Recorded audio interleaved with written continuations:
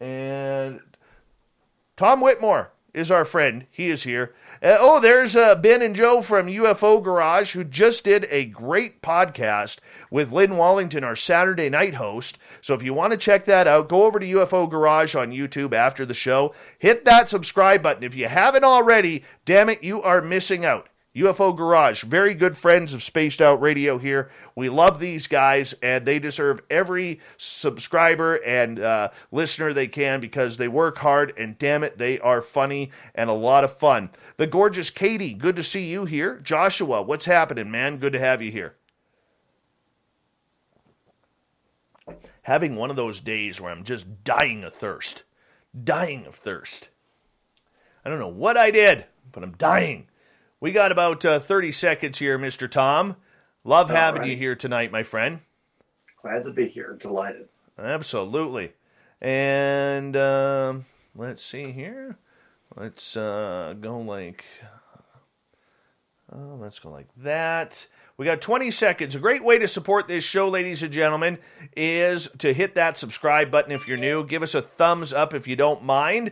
We would greatly appreciate that. Ring that bell if you haven't already. And the super chat is open for those who feel like doing that. We greatly appreciate it. Here we go.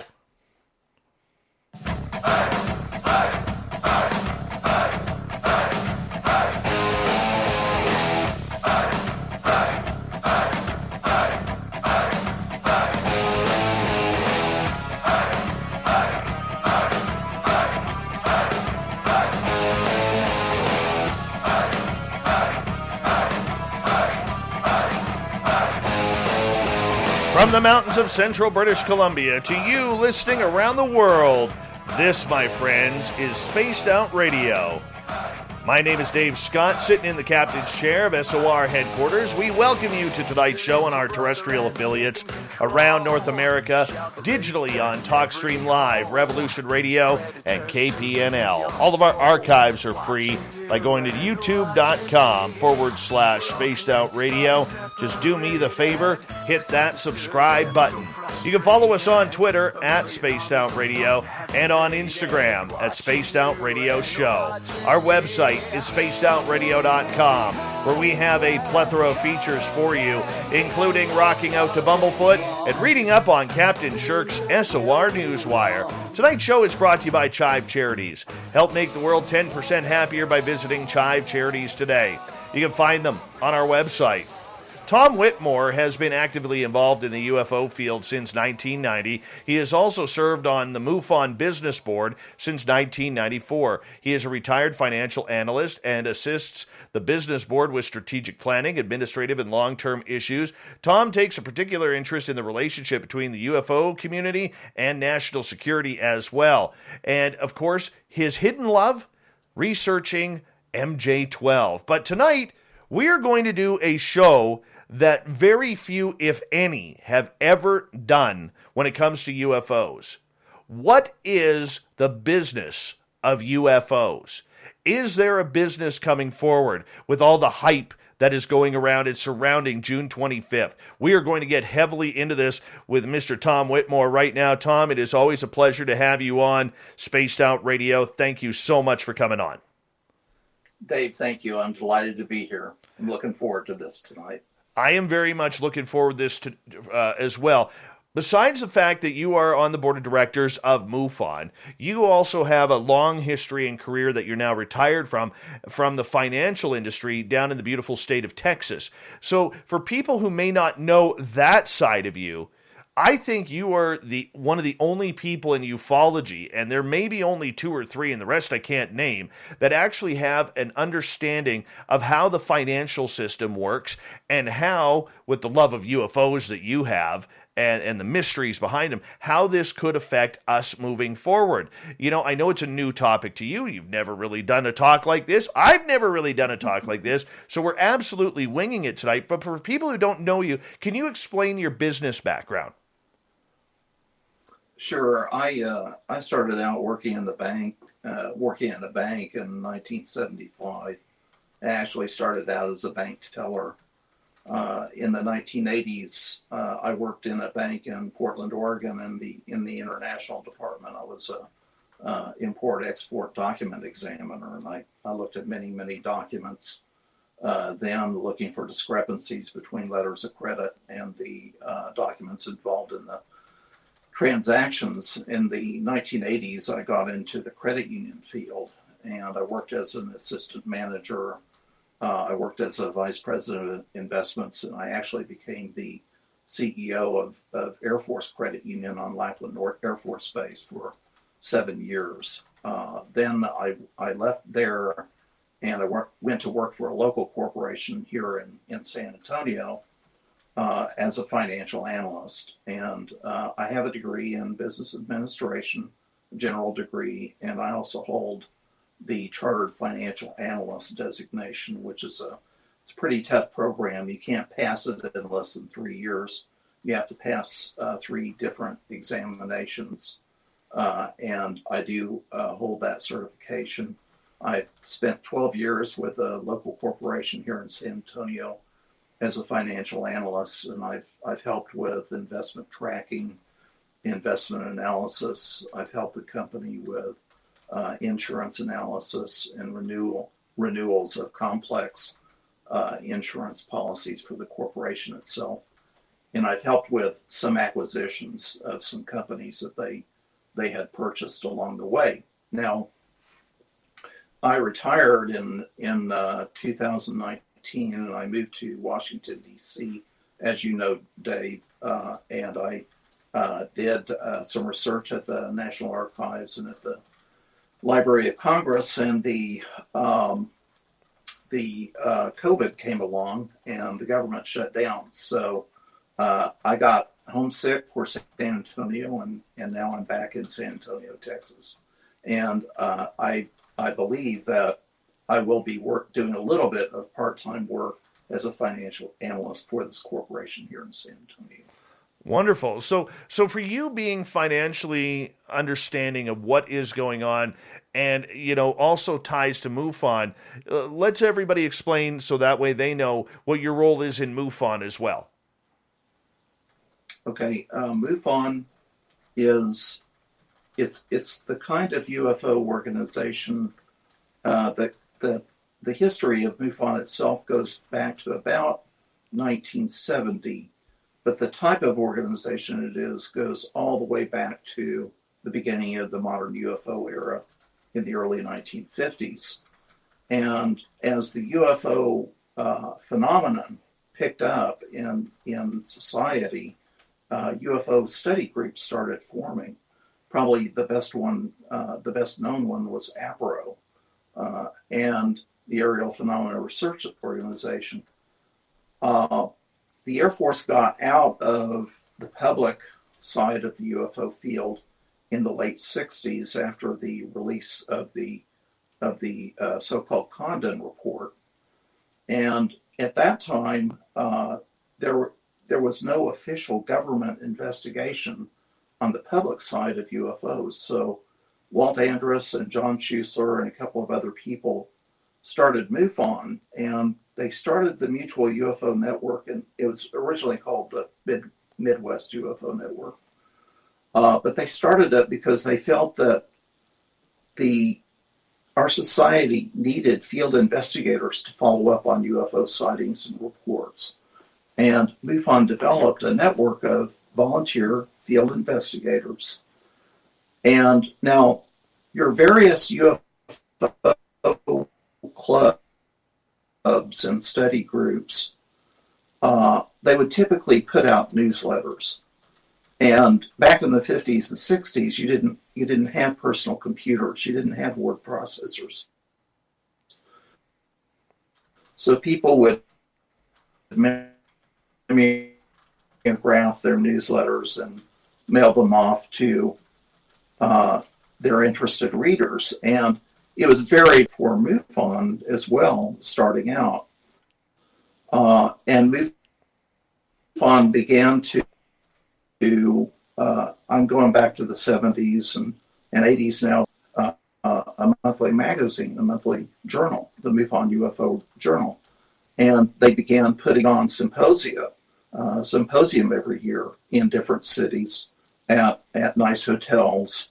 And every year, MUFON would invite a number of people that are active in the UFO field that were credible, that were seriously studying the phenomenon, and they would give presentations and present papers at the yearly symposiums. So basically what MUFON was doing was, it was basically doing three things: running a network of field investigators and storing the UFO reports, publishing a monthly MUFON journal, and then putting on a yearly symposium.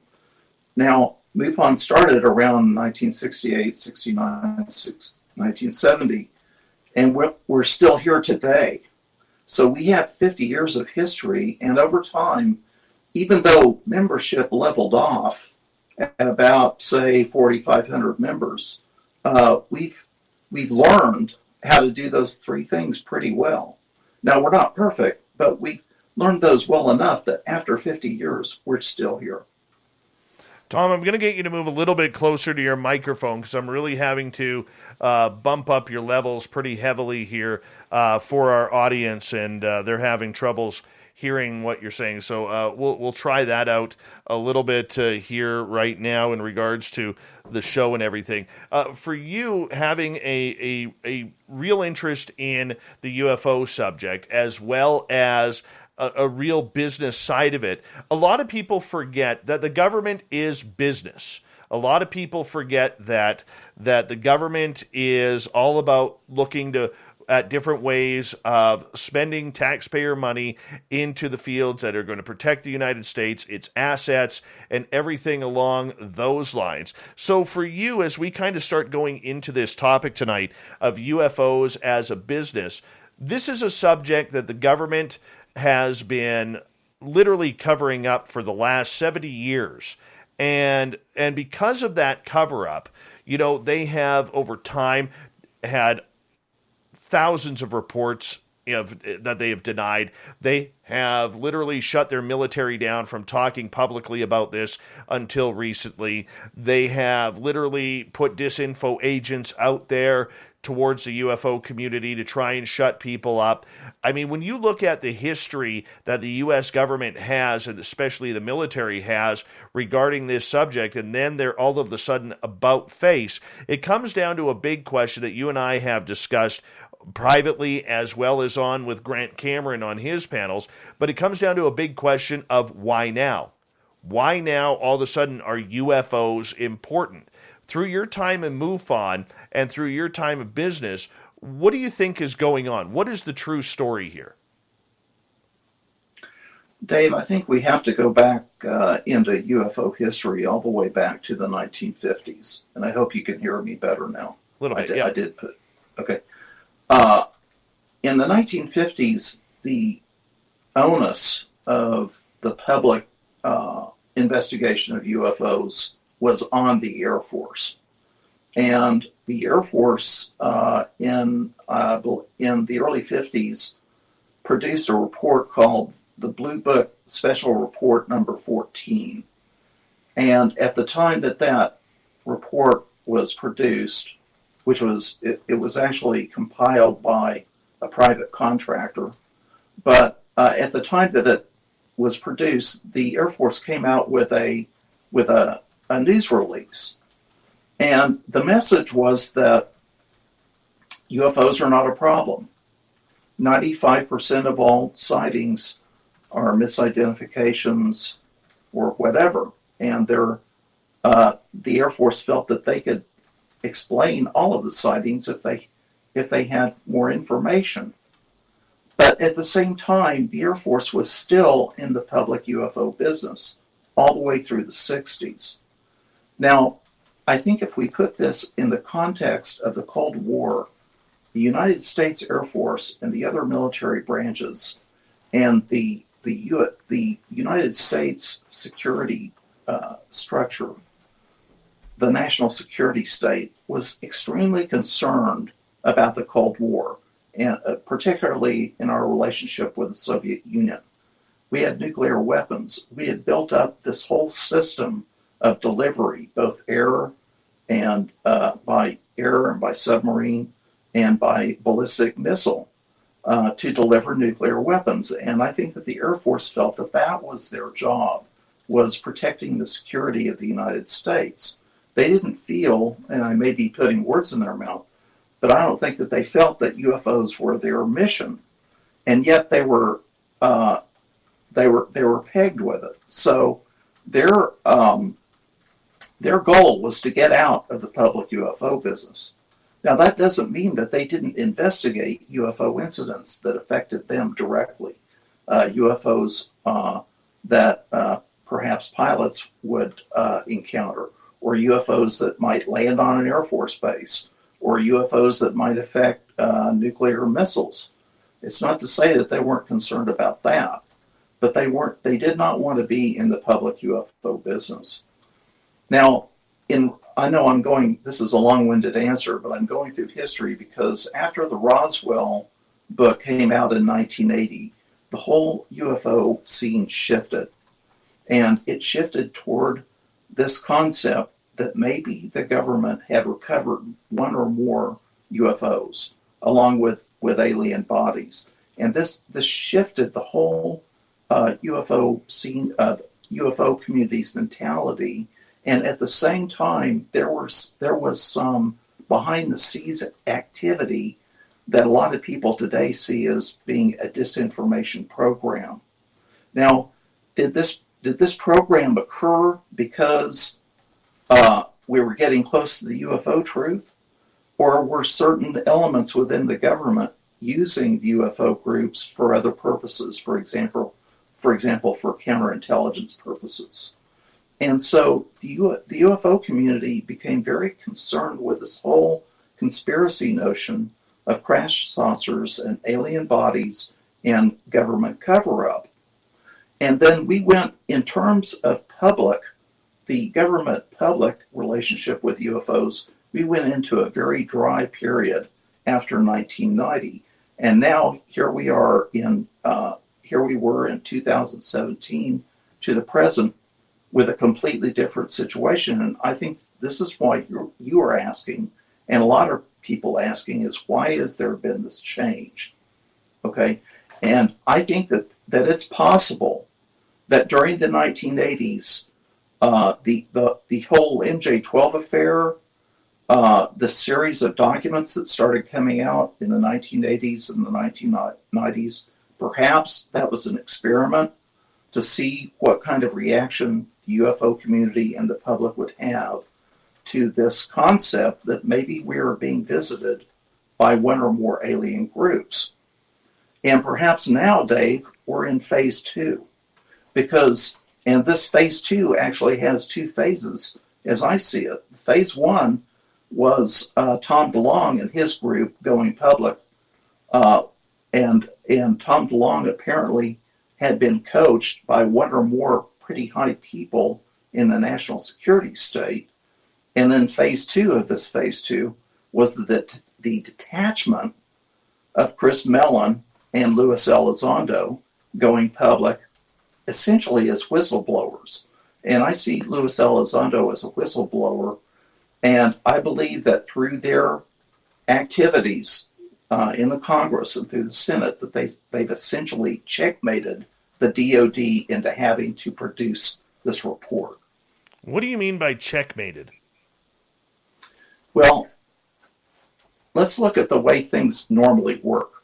Let's say you want to find out more about what the government knows about UFOs. So you file a Freedom of Information Act request, and you send it to the Pentagon. Do you know where that goes? It goes to Public Affairs, and it goes around various places. Maybe you get some information out of that, maybe you don't. There are people like John Greenwald who have waited years and years and years to get information out of the government based on Freedom of Information Act requests. And it's like pulling teeth. Now, if we go back a little bit into UFO history, back in the 1990s, there was an effort that came out of Representative Stephen Schiff of New Mexico to try to find out more about the Roswell affair and the Roswell incident. And Mr. Schiff made a request of the Department of Defense. Well, he actually made a request of the General Accounting Office and the Department of Defense to actually do a search of records.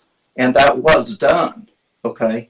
So there's a big difference between us little citizens making requests of the government for information and members of Congress, for example, a congressman, or in this case, senators, the Senate Intelligence Committee, Marco Rubio in particular, making a request of the DOD. And the reason why I say that they're checkmated is that even though the request is not, it's not actually enacted law, there's an implied threat because the Congress, the Senate and the House have the power of the purse, and DOD knows that. So they have to do something.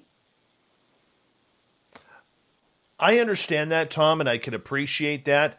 I do need to know, though, for the fact that you believe that Lou Elizondo and Chris Mellon are more so whistleblowers, and nobody's really talked about them being as such. There's been small chatter about it, but why do you think, or why are you including we got about 3 minutes to go here, that they are whistleblowers rather than just people doing their jobs as contractors? I think that they're whistleblowers because, and Grant Cameron, Dave, has made this point, but UFO researchers occasionally are approached by people or a person that'll say, hey, I want to give you this information about what's going on in the government with UFOs, but you can't disclose my name and you have to keep this to yourself. And Grant Cameron has made the point that that's not useful. That's not a useful relationship. I say that they're whistleblowers, for one, because Louis Elizondo, apparently, and assuming he's telling the truth, has worked in the UFO field at the Pentagon and became very concerned that he didn't feel like it was being taken seriously enough. And I think that Chris Mellon has felt the same way. Now Chris Mellon, according to what he's told us, has worked both on the Pentagon side and on the side of the Congress. So these are the first people that I know of actually coming out of the government side, publicly putting pressure on the government to release information. And I get that, and I can appreciate that. But can we buy the narrative with 2 minutes to go, Tom? And maybe we'll have to carry this on through the next half hour. The narrative that we see going on. How do we know that's best for us? You being a part of MUFON, who's been trying to get this message out for decades, have never had the success that these guys are having in the way they're playing the game. And I think that's unfortunate. It is, but it's the dilemma that that the private, that the citizens have vis-a-vis the government. And Chris Mellon, like I said, he's worked on the DOD side. He was a assistant deputy secretary of defense, something like that. And he's worked as a staffer on the congressional side. So he understands, from my perspective, he understands the levers of power. He understands how things work over there. Whereas we citizens, many of us are not from a government background. We haven't worked in high levels in government. Louis Elizondo, I'm not exactly sure what his rank was or how high he was in the food chain, but he was high enough to know how to put pressure on the Pentagon for this. So I just think, Dave, to answer your question, I think there is a big difference between the citizen perspective on approaching the government and people with government experience and people that have been embedded in government knowing how to bring something like this about. Tom, I'm going to get you to hold on right there because we are going to go to break here at the bottom of the hour. We appreciate Tom Whitmore from MUFON coming in. The business of UFOs tonight. And when we come back, we're going to get into the idea of UFOs. What are the financial implications of June 25th? This is what we're going to talk about next because, hey, We're only over a week and a half away from the big day, or 2 weeks. And man, I'm telling you, we got to be ready for whatever comes up. We'll be back. Hour 2 of Spaced Out Radio next.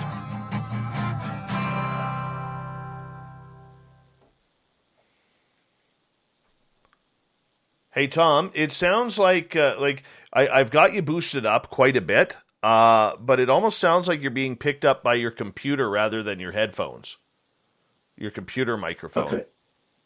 Okay. Could it be because of the program? Because like when I leave, what should I do? I'm on an iPad Pro. Oh, okay. I don't know. Maybe bring. I could get closer to the. Yeah, let's try that. Let's see if that's it. How does that sound? Does that sound any better? Yeah, much louder. Is there any way you could turn it down a little bit so we could see you? Because we got a great view of your bookshelf there. That's perfect right there. Okay. Yeah, that's perfect. Yeah, much better. And you can hear me better? Yeah, much louder. Thank you. Let's try this. How does that sound? You sound the exact same. So I don't think it was coming through your headphones. Okay. Sorry about that. I'm planning on getting a really good microphone. I've got a Mac on order. A real nice Mac, and I'm going to get a pretty good microphone. So hopefully that'll help in the future. Oh, little Davey Altman is here. Hi, little Davey Altman. What's going on? Yeah, when you need things done, you contact little Davey Altman. Yes, him and his band of brothers are going to get things done for you. At an exceptional fee as well. Exceptional fee. Oh, he's like, shut up, Dave. Shut up. Oh. All right. How's the weather up there, Dave? It's been cloudy, clear, sunny, windy, hail, typical spring in the Caribou. It's getting hot here, which is the way I like it. I did wear shorts today. That's good. Yeah. How warm does it get up there in the summer? It can get over 100 degrees here. Oh, really? Yeah. And like you guys down there, we have or I guess not so much in Texas, but we have very little to no humidity here either. That must be nice. Yeah. So, I mean, I love it in wintertime because, I have really bad knees. And wintertime, my knees feel like I'm a young kid again. Even though it's, at times unbearably cold, my knees always feel so much better in the cold. It's amazing. Really? Yeah. Yeah, my knees aren't getting any better, that's for sure. How many guitars do you have over there, Dave? Right now, in this room here, there's 5. And there's, let me see here. There's 2 more upstairs. 3 more upstairs. I own a pink shell Stratocaster. Nice. You got to put that on your wall. I should. Give me 2 seconds here. How long do we got? Okay.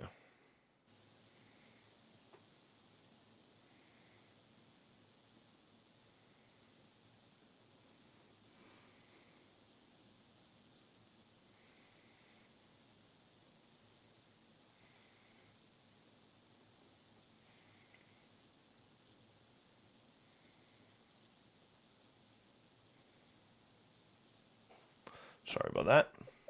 All right, we got about a minute here. I want to say a big thank you to Linda, to Ed Clador, and to Jeremy for the amazing super chats kicking things off tonight. We love that type of support here on Spaced Out Radio. Thank you so much. Thank you to all. I've seen a bunch of new names in our chat room tonight, and I love seeing the new names. Thank you so much. Do us a favor, if you haven't already, hit that subscribe button, ring that bell. We are literally here 7 days a week, starting at 9 p.m. Pacific, midnight Eastern time. Monday through Friday, we go for 3 hours, and on the weekends, they're 2-hour shows. And, that's something that I look forward to. I know you guys look forward to it. And we appreciate you being here. We're going to kick off in about 30 seconds here, hour number 2. Hi, Mental Pancakes. Hi, Aiden. How you doing, guys? Good to see you. Magnus Zerum, Trust Divine Mercy. Good to have you back. And appreciate the support and the love here. And, and hit that like button. Yes, give us a thumbs up, thumbs down, or thumbs sideways. Thank you, gorgeous lady blah, blah. We appreciate that. And... here we go. We got like 5 seconds, Tom. Hold on. Okay.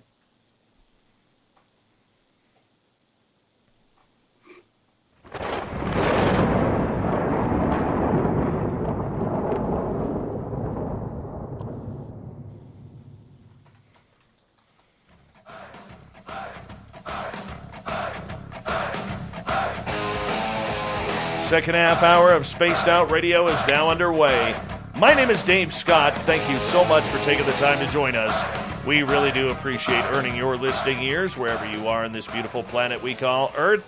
Want to remind you that if you miss portions of this show or others, check out our free archives by going to youtube.com/Spaced Out Radio. Just do me the favor, hit that subscribe button. Our website is spacedoutradio.com, where we have a plethora of features for you, including rocking out to Bumblefoot and reading up on Captain Shirk's SOR Newswire. Follow us on Twitter at Spaced Out Radio and on Instagram at Spaced Out Radio Show. We continue on tonight with the business of UFOs. Tom Whitmore, who's a retired financial analyst out of the beautiful state of Texas, as well as on the board of directors for MUFON, is here talking about this very interesting and very unchallenged subject. Tom, welcome back. Thanks, Dave. I'm glad to be here with you tonight. All right. Let's get into it. June 25th. It's right around the corner. Now, for people who are new to the show or haven't tuned in recently, June 25th is when the Pentagon is supposed to release its files of what it knows about UFOs to the United States Intelligence Commission, and that is led by Senator Marco Rubio. And why don't you explain a little bit about that first, Tom? I think that what happened, Dave, was Chris Mellon and Luis Elizondo, perhaps in concert with Tom DeLonge and his group, they approached the Senate Intelligence Committee, and they had witnesses. These pilots in the Navy and other Navy personnel who had seen these objects, these Tic Tacs and these other objects that we've all heard about. And I think with the first-hand witness testimony being so adamant about what they had seen, that I think they were successful in convincing the Senate Intelligence Committee to write in this request for a report. Now, the request did get through the COVID bill that came out at the end of December, and the request was for a report in 180 days, and that 180 days is June 25th of this year. Now, how does this work?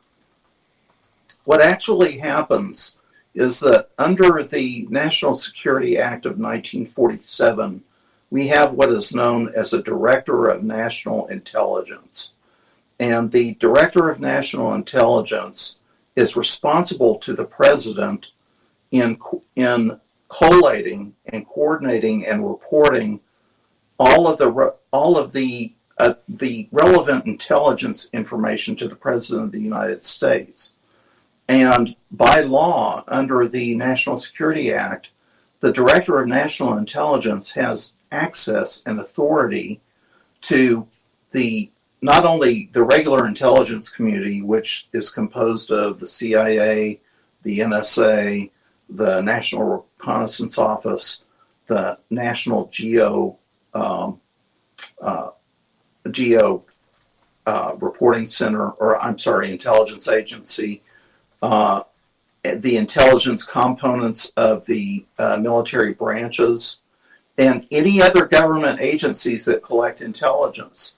So what should be happening is the Director of National Intelligence should receive whatever information and data that's been collected through all of these 14, 16 intelligence elements within the U.S. government, and it should be put into a report of their findings. Now, in reality, that's an awful lot of work to get done, and agencies may or may not, one, be cooperative, and two, they may or may not have had enough time to collect all of this information. So I think that we just have to wait and see when the report comes out and see what information they've actually been able to glean out of all of these intelligence agencies. And we know in the UFO field, we know common sense will tell us that there have to be vast amounts of data through NORAD, through the Air Force, from the CIA, from the National Reconnaissance Office, from the National Security Agency, and so on and so forth. So we'll just have to see what comes out here. Are you expecting, from a ufological standpoint, anything important that may rock the world or shock the world to come out? Because I don't believe that we are going to see President Biden come out and say, ladies and gentlemen, we've got aliens. I don't see that happening. I don't see anything about dead bodies. I don't even see anything about crash retrievals. Where do you think we're going with this? Because right now, this has the potential to be the closest shot we have to anything of real authority coming out. I think something significant has already happened, Dave, because some of this information was leaked to the New York Times. And the message was that, yes, we have this data, it does exist, and we don't know what it is. In the majority of the data that we have, we don't know what this is. That in itself is significant. Okay, and I guess, Dave, there are a couple of ways this could happen. They could simply present the report to the Senate committee and leave it at that, or they could have a press conference. The Director of National Intelligence, or that person, whoever that person might delegate the task to, could have a press conference and discuss the findings of the report. Now that would be even bigger news, just the activity of having a press conference. Now, another way it could come down is if they furnish the report to the Senate Intelligence Committee or the Congressional Intelligence Committees, that the senators might come out and have a press conference, perhaps Marco Rubio and other senators on the committee, and have a press conference and discuss, the findings of the report, or the findings or no findings, or whatever those are. So I think that those are several possibilities of news activity that would be very interesting and could be very fun to watch. But if nothing else, if they come out and say that we have this data, we know that it exists, and we can't explain what it is, I think that's pretty significant, don't you? I think it's very significant, Tom. But the fact is, I think for us in the UFO field, or even those who are experiencers, I think we want the juice, man. We want what we've been waiting for years, which is tell us the aliens are here. But right now, I do believe that there is a very strong narrative being played. We see people from Barack Obama on down saying the exact same speech that everyone is saying about these aircraft and the way they are detailing these Tic Tacs. And I think the narrative is in full swing to try and keep control, because in the end, as I've said numerous times over the last couple weeks on this show, that they have to be very, very careful, they being the U.S. government, regarding what they release, because we don't know what kind of secrets they're trying to keep or hide from the public under national security, or just because they don't want to talk about them. I mean, this goes back to Eisenhower, and it brings up all of these old school stories from whether Eisenhower met with aliens and traded humans for technology to Bob Lazar and everything in between, on whether or not what is real and what is not. And I think there is a big board there of people who are meeting saying, okay, what do we have to make sure is covered up and stays covered up? Because could you imagine, Tom, if let's just say my labs are real, okay, and there are people who've experienced that, and there are people who have denied it, but let's just say hypothetically they are real. Could you imagine if the United States government had a list of all of those people that they have been testing on? That would lead to major, major lawsuits if something like that ever came out. Because for some of it, it's generational. Oh, yes. And we don't know what they're covering up, if anything. But I do know this, Dave. They have to control the conversation. Okay? They have to. They don't have any choice. Because whether they're covering up something or not, if they hold a press conference and say that UFOs, UAPs are real, it's a real issue, there's no denying it, then people are going to really start digging into this, okay, big time. And they're going to demand more answers. They're going to have a million questions. And I think this article that came out in the New York Times it's a harbinger of what we're going to see as the narrative, and that is there is no proof that these are extraterrestrial in origin. That's going to be the narrative. Is it a healthy narrative? Well, it's not for us people, us little old people in the UFO community. It's not going to make us happy, but it's a way for the Pentagon and for the national security state and for the government to maintain control of the situation, because this narrative that we keep referring to, one of the things that they're using to kind of shield it is this Russia-China idea. Well, maybe they're Russian drones. Maybe they're Chinese drones. Maybe the Russians and the Chinese have something we don't have. Well, we all know that's probably not the case. And you have people, these fighter pilots and radar operators and people on ships seeing these objects, and they're frankly pissed off that the government isn't putting more effort into trying to understand what's going on. And I think they honestly don't want to deal with it. And the only reason why they're addressing it now is because they've been forced to. That is the battle. Why do you think the United States Air Force has remained silent on this? Everything's coming out of the Navy. Yeah. Well, like I said earlier, the Air Force got out of this business around 1970, and they have not wanted to get back into it. They've steadfastly refused to publicly be involved. If you inquired at the Air Force in the 1970s about UFOs, the answer that you would probably get, you'd get a form letter that said that the Air Force investigated UFOs until the scientific study of unidentified flying objects was published in 1969, and that UFOs are not a threat to the national security. That is the answer that you would get.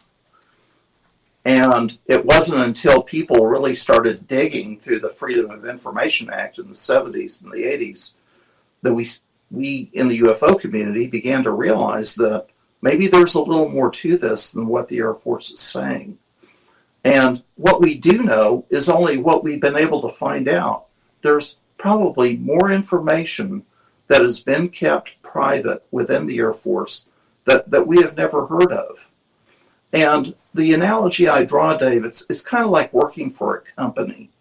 you don't go out and publicly talk about all the inside stuff going on in the corporation. You just don't do that. It's confidential. And it's the same thing with the military organizations and the intelligence agencies. They don't go out and splatter in public everything that they know about everything. They keep it confidential. And that's why I think that the Air Force does not want to get involved in this. I don't think we so much as heard a peep out of the Air Force in this whole sequence since 2017. Yeah, very true. And apparently, from what I heard, the high-ranking officials of the U.S. Air Force stated that they want nothing to do with this. This is not on them. They want nothing to do with this, and they're going to stay the good hell away, because they said, the Navy, you open up this door, it's your mess, you clean it up.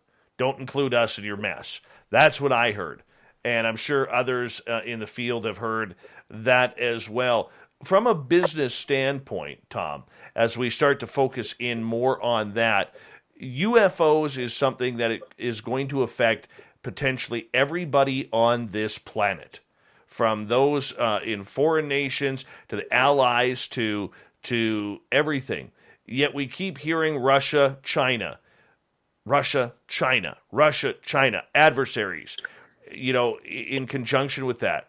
Is the key to Russia and China all about getting taxpayers' money for research, because the U.S. is very, very good on spending money when any type of threat narrative comes into play?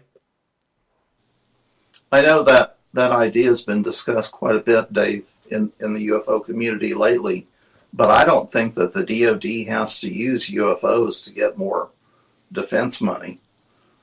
You look at Russia. I mean, we're constantly hearing about how they are working on these supersonic, what are they called? Hypersonic missiles. And they have a presence in the Arctic Ocean. They're trying to dominate the Arctic Ocean. They have a presence in Syria. Russia is kind of a favorite boogeyman for us. It's been that way for a long time. Then you look at China. China is on its way up. It's developed a worldwide presence. It's developed a very powerful military capability. It's asserting itself in the area of the South China Sea. I wouldn't be surprised if at some point they just take over Taiwan. Okay, and so and many people, both inside and outside of the government, have been warning that China is our biggest challenge right now. So I don't think they have to go to UFOs to get more defense money. I think what's working against the defense establishment in terms of getting bigger budgets are these perpetual wars. We've been at war since we invaded Iraq, and Afghanistan. We've been in Afghanistan for 14, 16 years, and there may be public opinion opposed to greater military spending, and the American people are tired of these endless wars. But at the same time, China does present a huge challenge for us. So I don't think they need UFOs. What would happen if all of a sudden Lou Elizondo and Chris Mellon stopped mentioning Russia and China in their media conversations? Because they are the ones who are leading the media charge on this. Everybody is hanging off their own words. If they stopped using the words Russia and China, what would happen? It would definitely cause the drift toward, it would drift the conversation toward the extraterrestrial or anomalous explanation for the UAP phenomenon. But I think they've been using Russia and China as a cover to introduce this subject into the public and to force the government to address it. But I think that's step one. And actually, I think it may have been a very smart move to talk Russia and China, because and people have complained about this whole threat idea, but the defense establishment views everything through the lens of a threat. So you have to present the issue as at least a possible threat in order to get that issue to be addressed publicly. So I think the Russia and China angle has actually been pretty smart. Yeah, I think it's been very smart too. And, because they have to get it through the public. The only way, I mean, let's face it, as Elizondo has said many times, Tom, the only way they've been able to get the message through to people is because they have been able to bring in Russia and China into the conversation, even though they know it's not really a part of the conversation.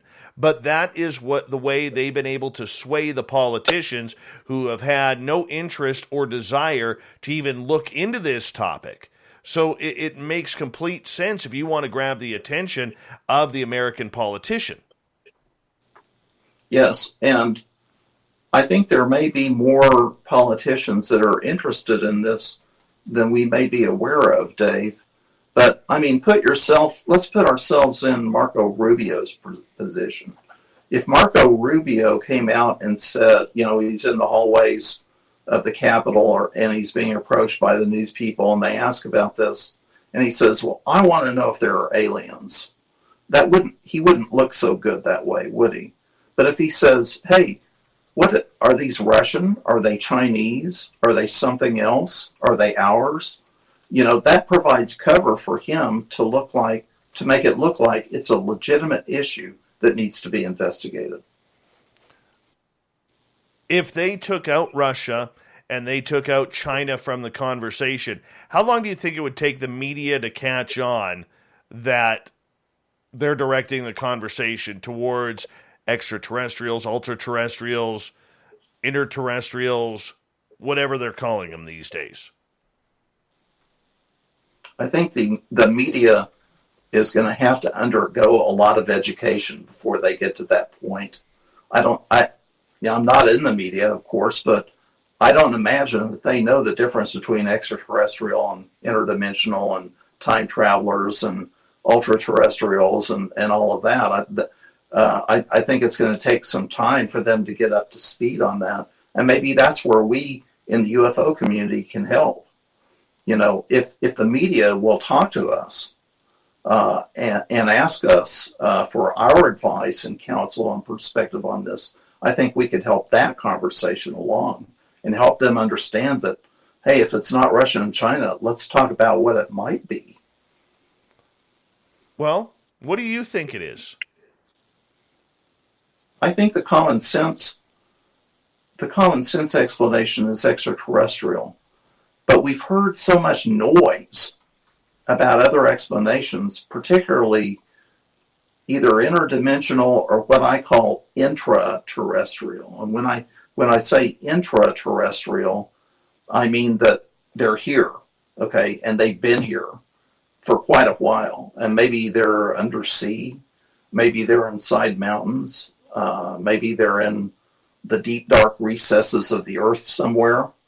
And they've been here for thousands, possibly even millions of years. That idea really seems to be getting more traction. But we simply don't know, Dave. We just don't have enough information yet. We don't have confirmation to know whether they're truly extraterrestrial or not. Now, if you believe Richard Doty, they're from Zeta Reticuli area, okay? And two saucers crashed at the Roswell incident, one in Corona, New Mexico, and one in Horse Mesa, New Mexico. And the government started studying it back then, and they've been in communication with extraterrestrials. And that's almost the standard extraterrestrial legend. Paul Hellyer also, as we got about 10 seconds here, Paul Hellyer also believes that the Canadian government has been in contact with a couple of extraterrestrial species as well.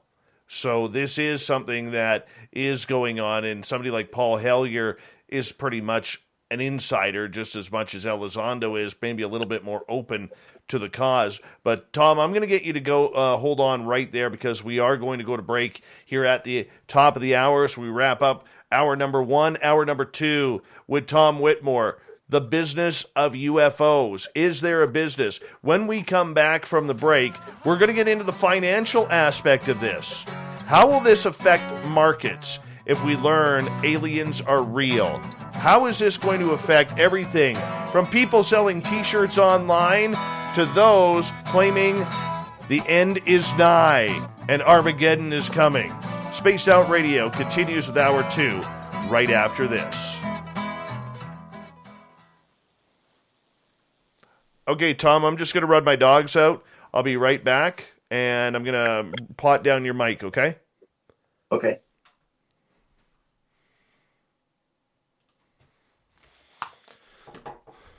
Be right back, guys.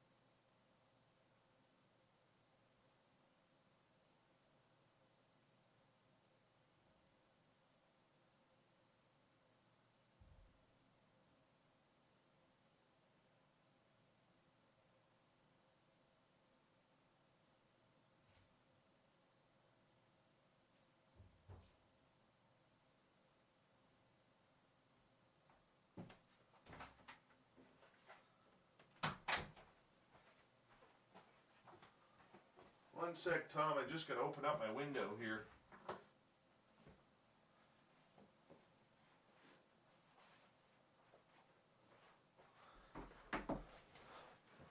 Got to let some cool air in here. Man, is it warm. I like your gnome. Oh, yeah. That was made by one of my listeners. That is from the Michael Leger. Love this little guy. He's got the SOR and the microphone. He carved this for me. Good job. Isn't that amazing? Yes. And you know what's actually really awesome about it is I always put my headphones kind of on my desk afterwards, and they would always slip off, and I was like, gee whiz, I wish I had something to put my headphones on. So now I just slip my headphones over top of that, and my headphones don't move after that. So it's really awesome. There you go. Yeah, it worked out really well. Worked out really, really well. So I'm pretty happy about that. Hey, Vinster, how you doing, buddy? Good to see you. Just got back from the bingo halls, I assume. All right. Let's see. Who else has come into the chat room here? Oh, hey, Clam. How's it going?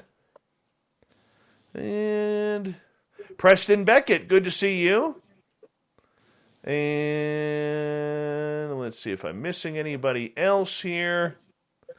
I don't think so, but we'll do a quick check. I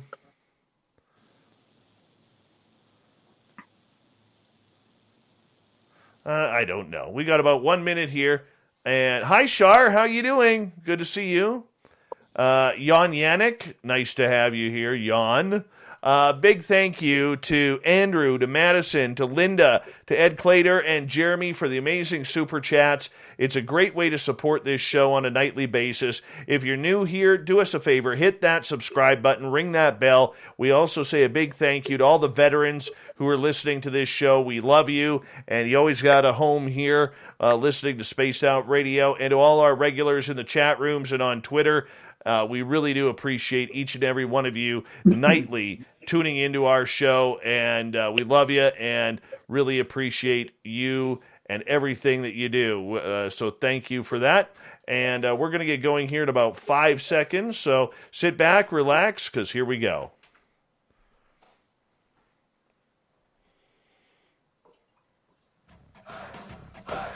You're listening to Spaced Out Radio with Dave Scott. Follow Dave on Twitter at Spaced Out Radio and on Facebook, Spaced Out Radio Show. We're kicking off hour number 2 of Spaced Out Radio tonight. Thank you so much for joining us. Really do appreciate earning your listening ears wherever you are on this beautiful planet we call Earth.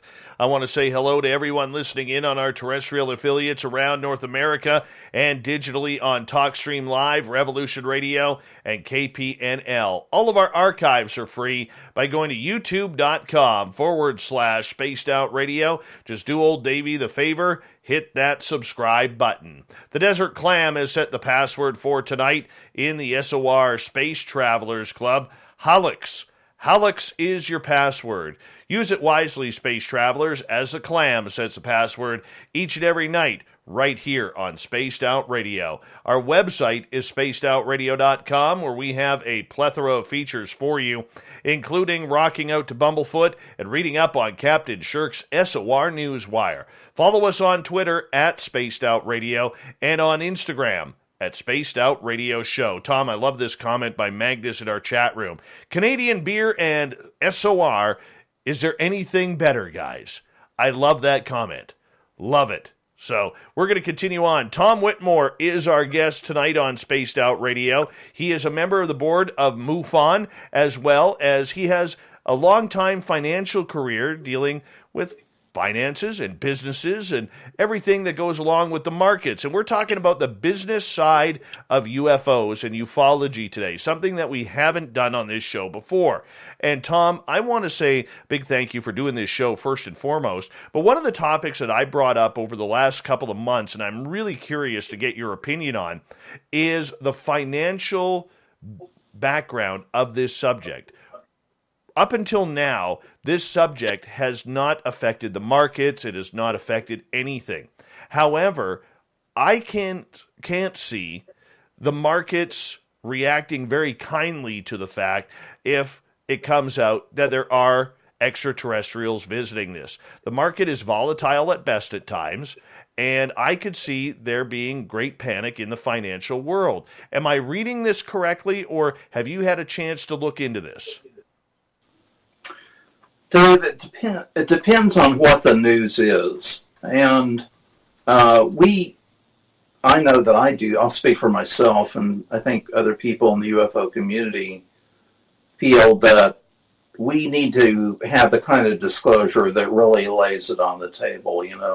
We want to believe, and we have reason to suspect that perhaps UFOs have been recovered, alien bodies have been recovered, perhaps there's even communication going on, even some kind of relationship or relationships. And we in the UFO field feel that this should all be put out in the table. And we're used to it. It doesn't bother us. But if something like that did happen, however it might happen, it would be a terrible, terrible shock to the public. And I just don't see that happening. It's just too risky. And now what I could see happening is that, let's say this report comes out and it's apparent that the government has data that they cannot explain. And then we have to ask, what happens after that? Okay. Now, people that are reasonable and logical and mature will say, okay, there's something to this. That this could be, maybe there's really something to this. But at the same time, there's going to be denial. And people are going to have to, the media and the authorities in society, such as academia, they're going to have to digest that material. And I don't think that we can foresee what the outcome of that is. Now, I'm talking about just the fact that the report states that there's some data that we can't explain. Okay? I'm not talking about them saying that there are crash saucers and alien bodies and all that. Now, and so the authorities in society, the media, the politicians, the academia, the scientific community, they're going to have to digest that.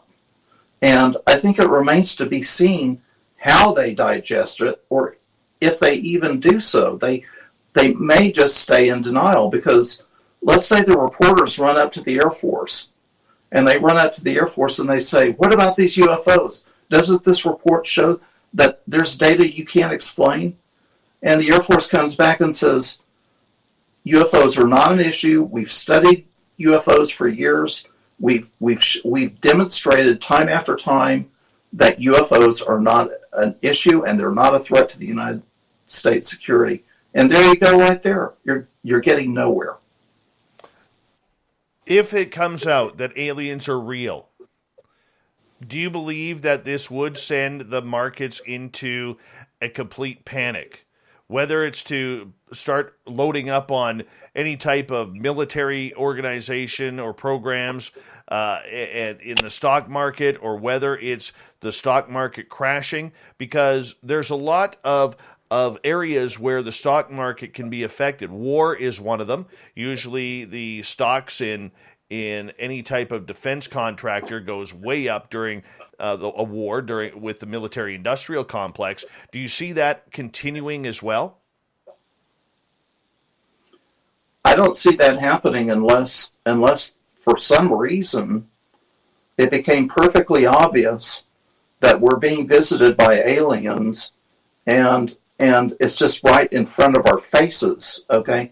Now, again, for us in the UFO community, that's no shock.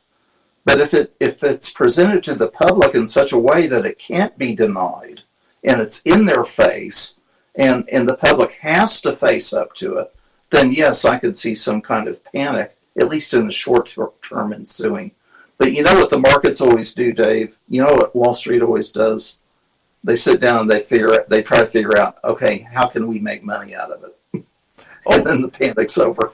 Very true. But Tom, if we look at the way people have reacted through COVID, we haven't been a very kind species to each other through the COVID pandemic. There's been a lot of attacks, whether you're a masker or an anti-masker. There's people going to the grocery stores, hoarding toilet paper, hoarding medicines, hoarding everything from beef to children's food. Okay?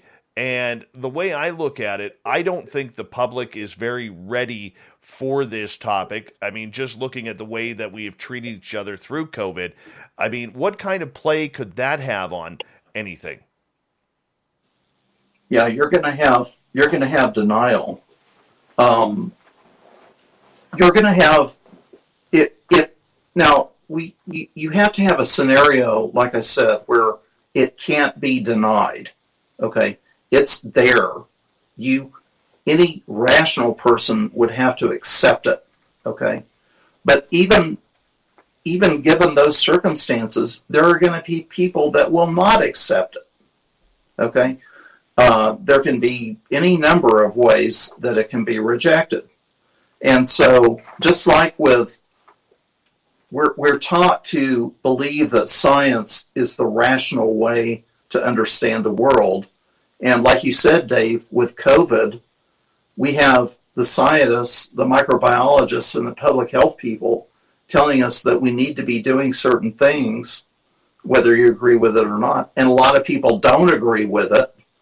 They don't follow the guidelines or the instructions of the so-called authorities because they don't want to. Okay? And the same thing would happen with UFOs. If you told the public UFOs exist, they're alien beings, they've been visiting the Earth, the government has recovered saucers, the government has proof, there are people that won't want to believe it, and they won't believe it. And you're going to have conflict arising out of that. Okay, so how does the government react to that? Because, let's face it, there's a lot of people out there, and I'm not just saying in the United States or in Canada, but around the world, that if it's announced that aliens are here, or we have alien bodies, anything that ties this to aliens, I think there is a big chunk of the population on this planet that is going to react very adversely to this. And it's going to send people right into a panic because what's the point? Many religious people on this planet are going to think it's Armageddon, and they're going to be looking at this as I don't need to work anymore. I don't need to pay my taxes. I don't really care about anything except my own personal survival because the rapture has begun. This is a reality that we are potentially looking at here. And I know from talking to people that I've talked to, that is one of the things that they are concerned about. Well, it may be one of the dynamics in the Pentagon itself because Luis Elizondo has pointed out that there's a faction within DOD that is they're conservative Christians, they're evangelical Christians, and the UFOs are demons. Okay, so you have that, and you're absolutely right, Dave.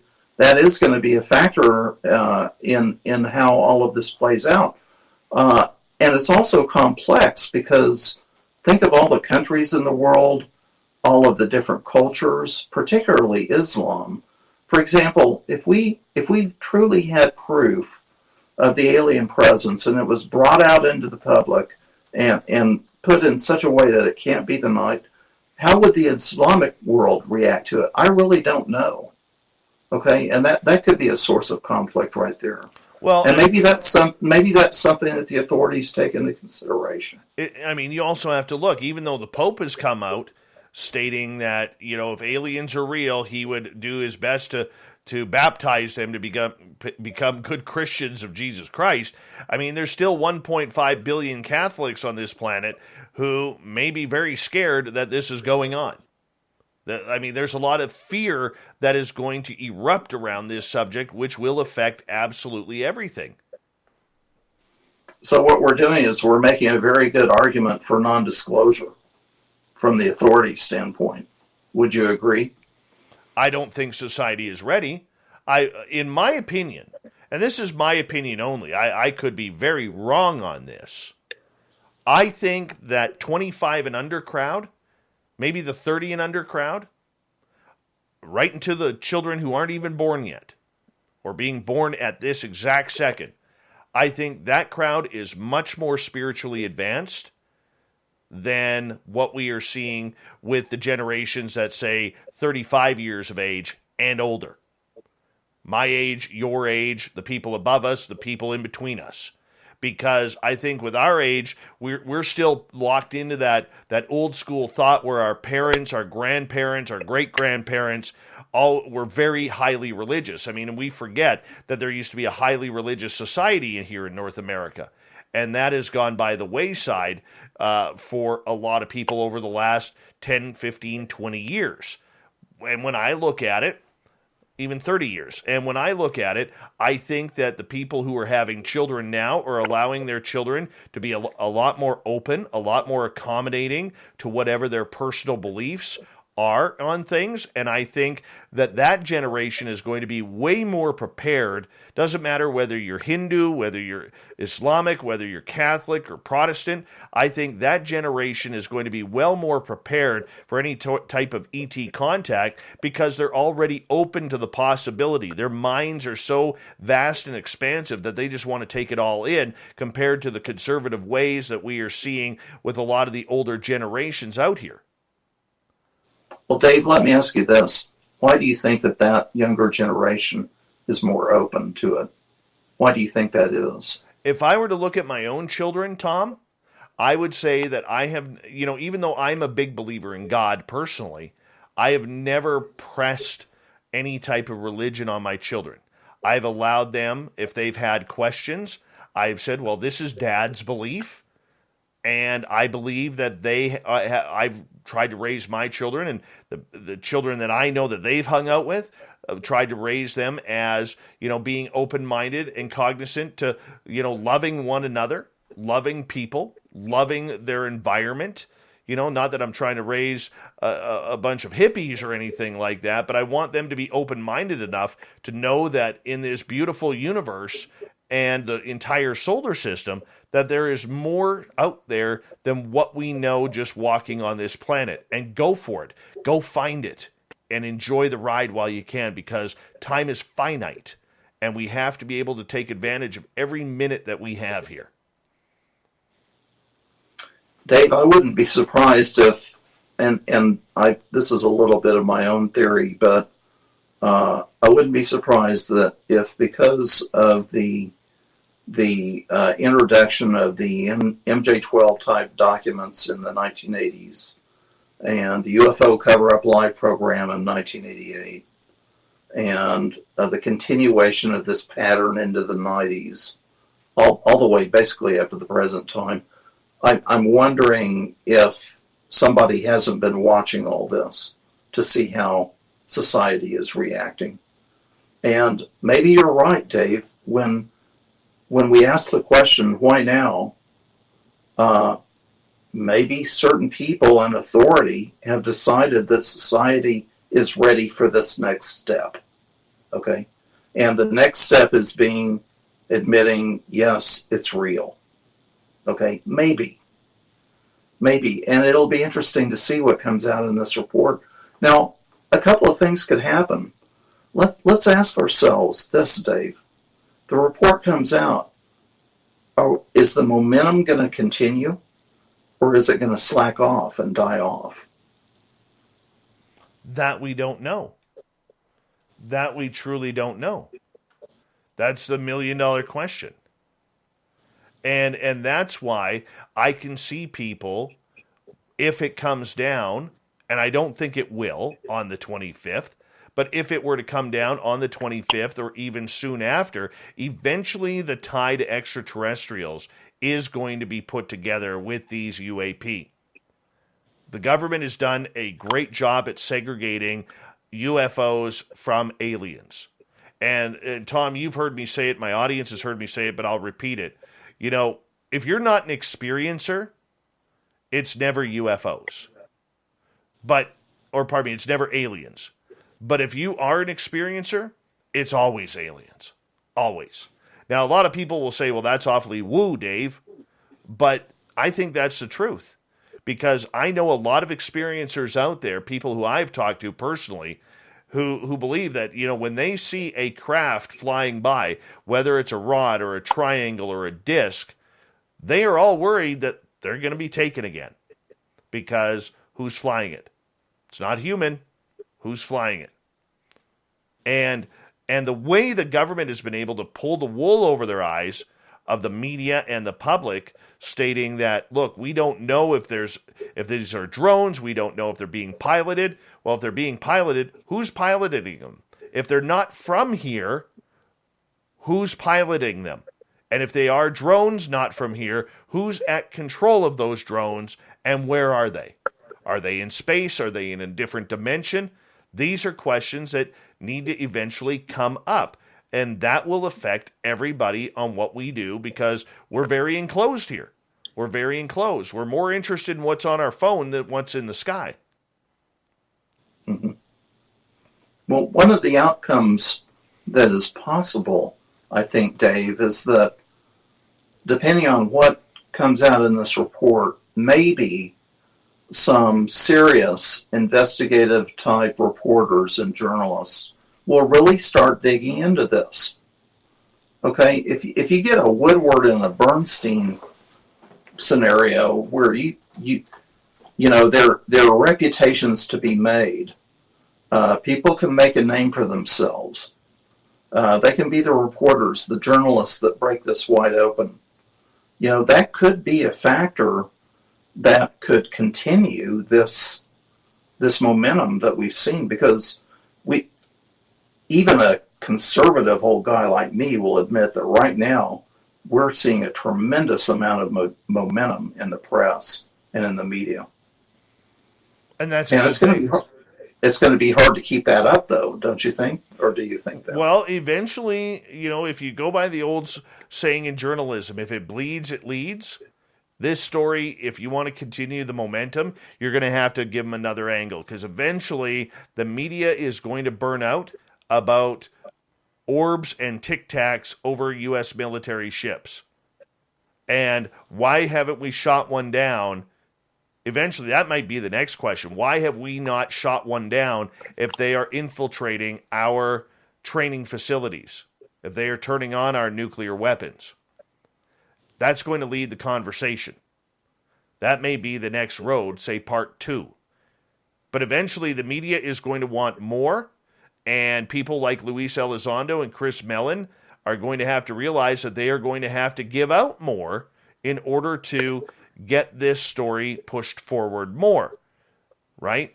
And with what comes with that, I think it's very detailed, much like who gets to release the videos. I think it's very detailed on who is going to be able to do that, how they're going to be able to do that, because it's not just the 350 million Americans that they are concerned about, it's the population of 7.8 billion. Yeah, and the Mellon Elizondo team may be constrained in that maybe they can't really say anything more without violating their security oaths and getting into what the government considers to be classified information. Maybe they can't go any further. That's the big debate. Okay. But, you know, we all know we have, like, Ralph Blumenthal and Leslie Keane. They've been digging. There's a reporter in Australia by the name of Ross Coulthard. He's been digging. He's, like, on 60 Minutes level in Australia. And it's been explained to me that, you know, Ralph and Leslie, they pitched their stories to the New York Times, but the New York Times editors may or may not buy it. And the more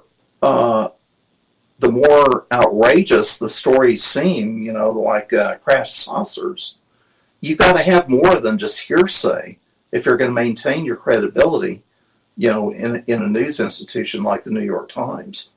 And how do you get more than just hearsay? You have to have people that will go on the record. And maybe there are generals that have seen things. Maybe there are people from the National Security Council that know things. Maybe there are people in the CIA or wherever that have seen and know things, but they're not willing to go on the record. So we're back where we started. Okay, we've got a lot of hearsay. We have a lot of reasons to believe that this may be true, but we don't have any firm evidence or proof. All right. Tom, I'm going to get you to hold on right there because we are going to go to break here at the bottom of the hour, and we're going to continue on the business of UFOs. Should we be investing in stocks like Lockheed Martin, like Boeing, like Raytheon, or any types of companies if UFOs are deemed to be real and not from here? What does that do to the studies? What does that do to the technology? If we have crash retrievals, who's working on them? And do we invest in those companies because that's where the money is going to come from and where it's going to go? We'll find out about the stocks with Tom Whitmore right after this on Spaced Out Radio.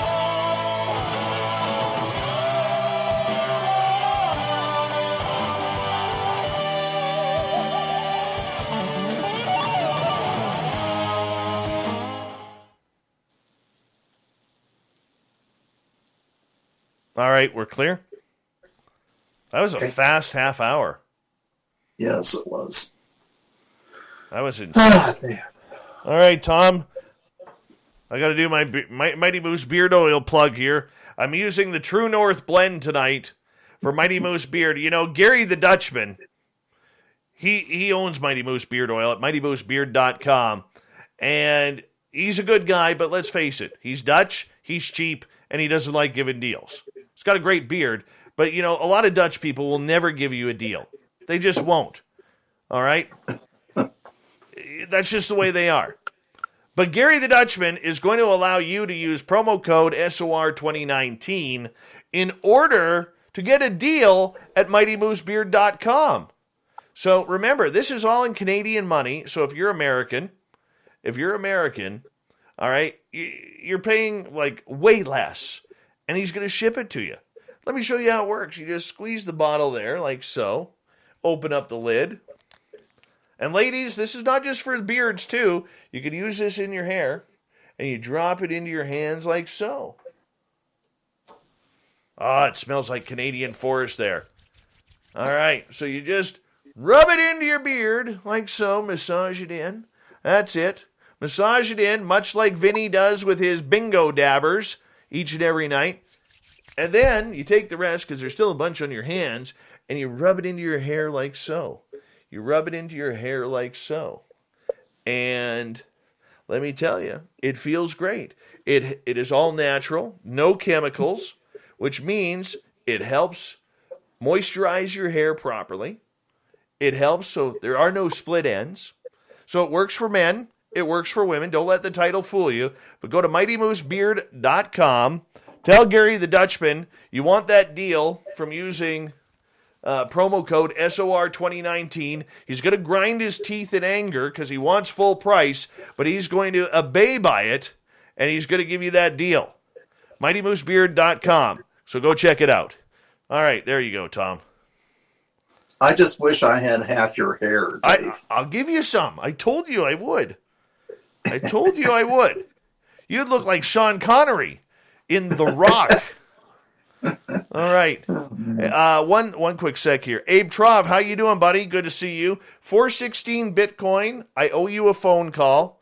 I was supposed to call you today. I apologize. I got called into work, and I had my buddy Mike doing some jobs around my house, and then I had to get my kid from school. Literally, I ran out of time today. I wholeheartedly apologize. I'm going to try and get a hold of you on the weekend if you don't mind. It is completely my fault there. And I'm sorry about that.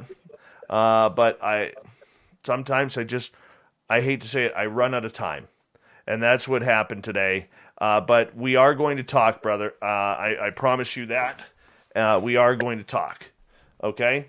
So that will be really, really cool when we do. Let's see here.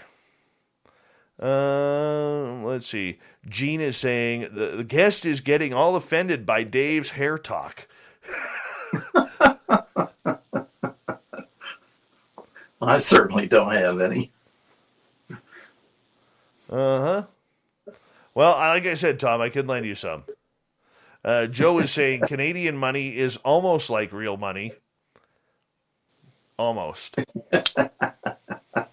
Aurea Marie says, I am Dutch, and I always love Dave slacking us off. Hey, Smokin' Joe, what's happening? Chad, there's nothing like a Canadian apology. What isn't it? Open-minded clarity. Dave, what if I'm a Dutch hippie that works at 7-Eleven? Should I invest in SpaceX if they announce that there are craft 200 years of where we are led to believe? Damn it, yes, open-minded clarity. Yes. All right, absolutely. Every time my father-in-law comes to town, Tom, because he was born in Holland, I put him against a wall and I frisk him. He goes, "What the fuck are you doing?" And I say to him, I said, "I'm looking for your first dollar. I want to see it. I know it's on you somewhere." That's it. Yeah, every time. It's awesome.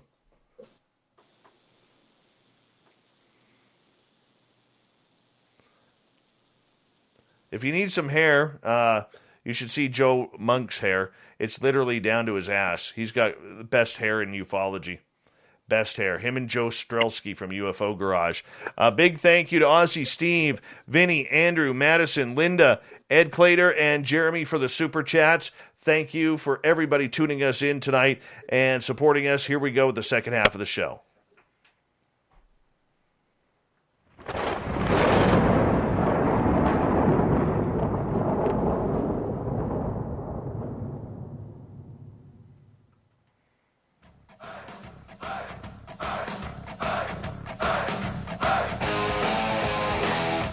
Second half of Spaced Out Radio is now underway. My name is Dave Scott. Thank you so much for joining us. Really do appreciate earning your listening ears. Want to remind you that if you missed most of this show or others, do us a favor. Hit that subscribe button on our YouTube channel, youtube.com/Spaced Out Radio. We keep all of our archives free for you because we don't want to charge for that. There's too many people trying to charge for archives. Not us. Why? Because this information is free, damn it. And that's what we do here. All right, our website, spacedoutradio.com, where we have a plethora of features for you, including rocking out to Bumblefoot and reading up on Captain Shirk's SOR Newswire. Follow us on Twitter at Spaced Out Radio and on Instagram at Spaced Out Radio Show. From his home in San Antonio, Texas, parts unknown, weight unknown, but he's been known to swing a mean steel chair in the field of ufology. Tom Whitmore is here. He's on the board of directors for MUFON. He is retired as a financial analyst from his beautiful home in Texas. Tom, welcome back. Thank you, Dave. I'm delighted to be here. I'm having a great time. Yeah, me too, man. A lot of people have not focused on the business side, Tom, of UFOs. It seems that we're so focused on the military, on the Navy, on the videos, and the I don't know what this is type of answers that we are getting from all sorts of government people. When are we going to start looking at this from a business standpoint? That's a good question, Dave. In fact, it's almost an exercise in creativity because it's hard to see how UFOs would become big business. The UFO field historically has been very low budget. In fact, there's a strain of people in the UFO community. It's been pretty consistent over the decades that they feel like the UFO group should have nothing to do with money. Everything should be free. And, it's a reality in life. It takes money to do things. But how do UFOs become big business? The only way I can really see that happening is if there is some kind of breakthrough in either propulsion or maybe anti-gravity. And, the Lockheeds of the world, the Northrops, maybe if they're working on this stuff, if they've had quote-unquote alien technology to work on, if at some point they can introduce it into the marketplace, then yes, I think that could be an issue. There seems to be that. I wonder sometimes, Dave, if if we're not looking for a free lunch, because there seems to be a whole school of thought that if the government would just come clean about the aliens, we'd have free energy, they can cure our diseases, we can grow spiritually, we'll be living in a utopia. And I don't think it's that simple. If they are working on technology, if they have technology, where are they at really? Have people really considered the ins and outs of that? Do you know what I mean? I mean, there are things like maybe they have it.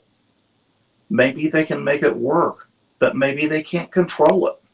Okay, maybe they don't know how to control it, or they don't know how to duplicate it, or they don't know how to manufacture it.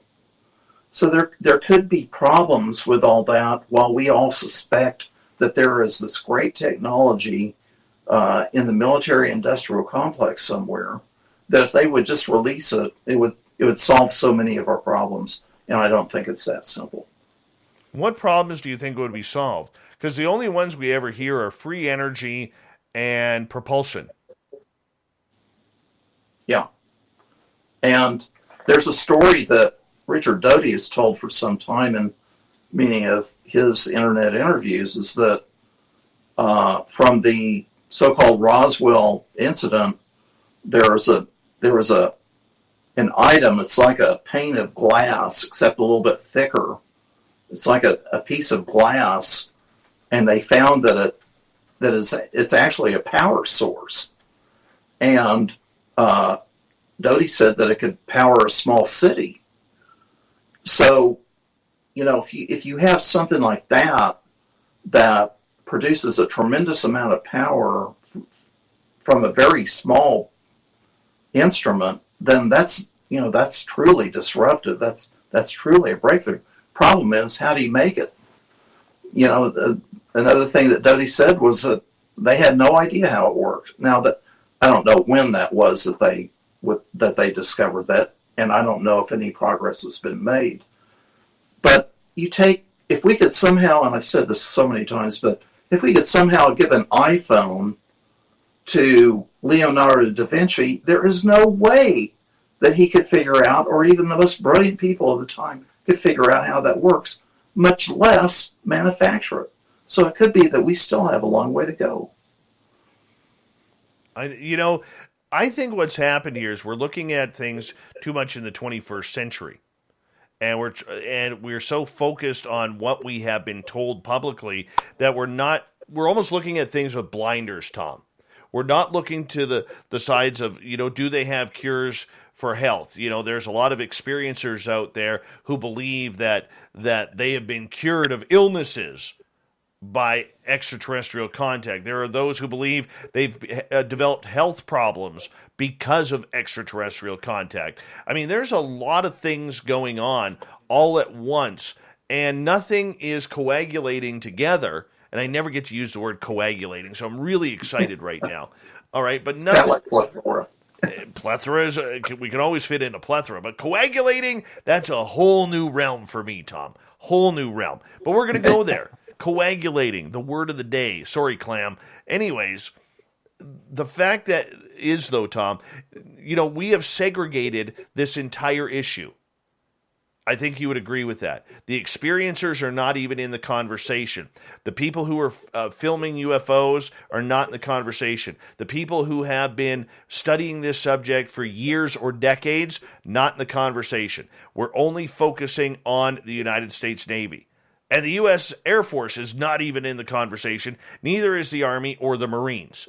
It is strictly the Air Force. The Navy. All right? So we have segregated this down to a small minutia of information. And I never get to use minutia either. So I think, I hope I use that terminology right. Coagulating and minutia. I love it. But the whole point that I'm getting at is, here we are segregating this subject so tightly and breaking it down that I don't think that any of this is going to glue together for a long time, which I think leads to your assumption that this is a stepping stone process, and we're only on step 1 right now, or phase 1. Am I reading that correctly? Yes, I think if we view it in those terms, like, is there some kind of long-term program to get the public ready for this whole notion? Then this seems like step one, because I don't know about you, Dave, but I'm seeing it as being very difficult for the DoD to get out of this at this point. To get out of having to say something like, hey, we have data. Okay, that's progress. It may not be as much progress as we would like in the UFO community, but it's something. It is a step forward. How do we keep the ball rolling to get the information out? I think that Daniel Sheehan is a ray of hope here. And for the public that may not know who he is, Daniel Sheehan is a public interest attorney. He's been I believe he attended Harvard Law School, and he's been in major cases.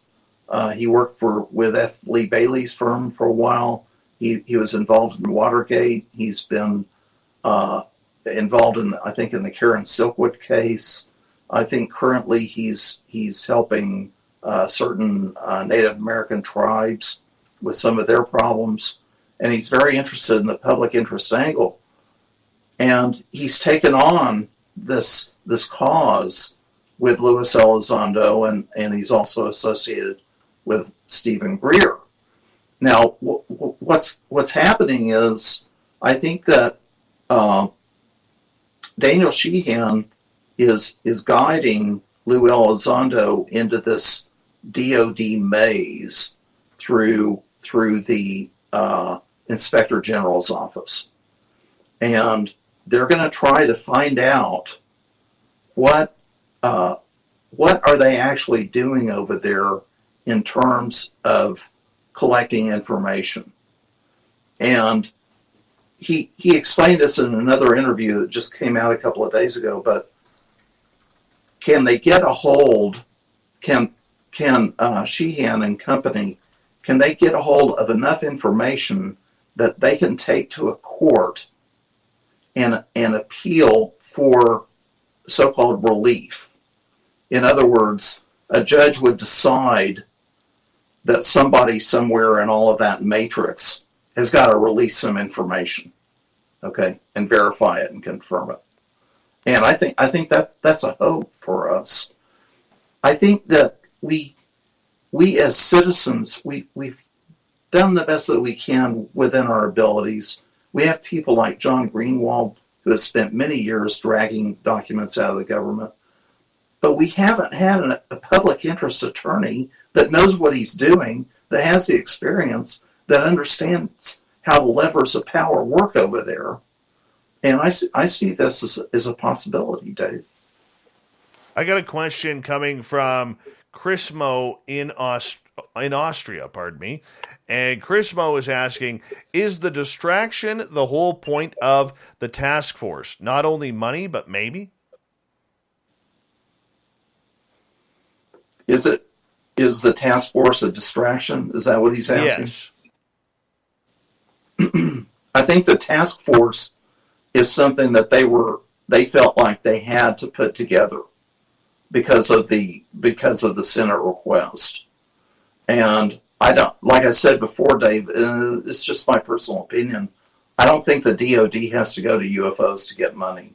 I think they have a lot of other ways they can do that.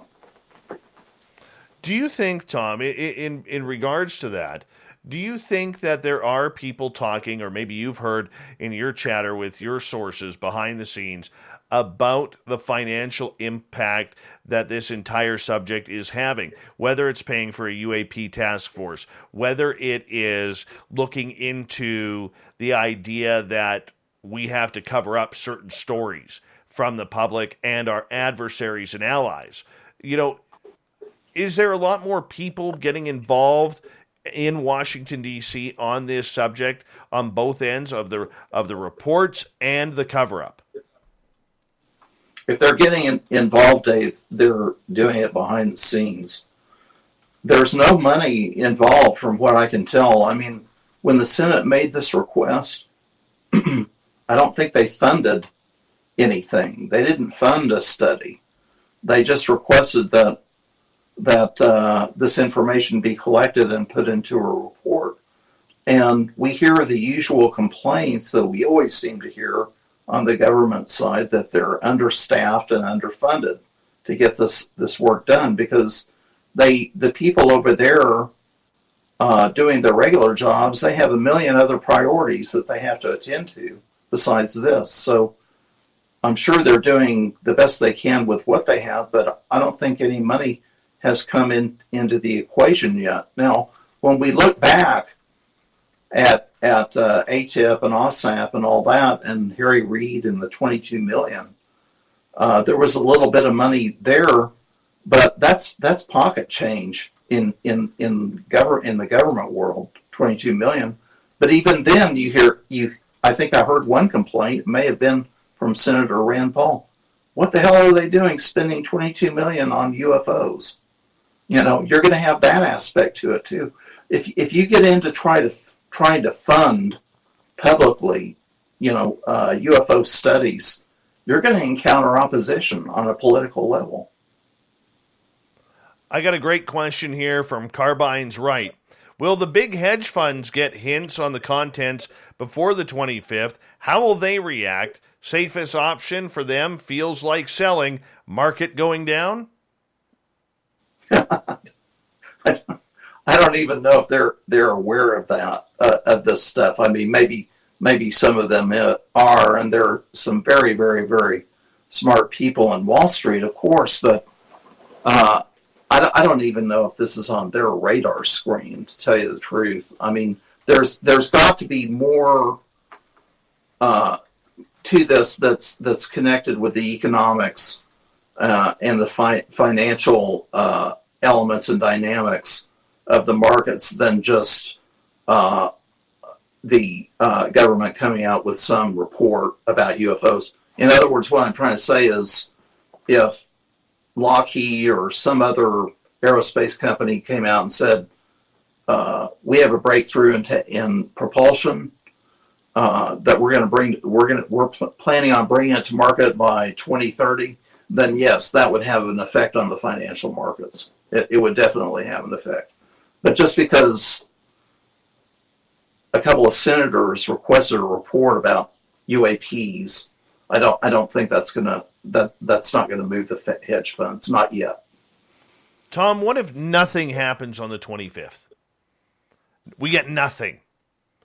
We get the same verbatim that we have been hearing for the last 2 years.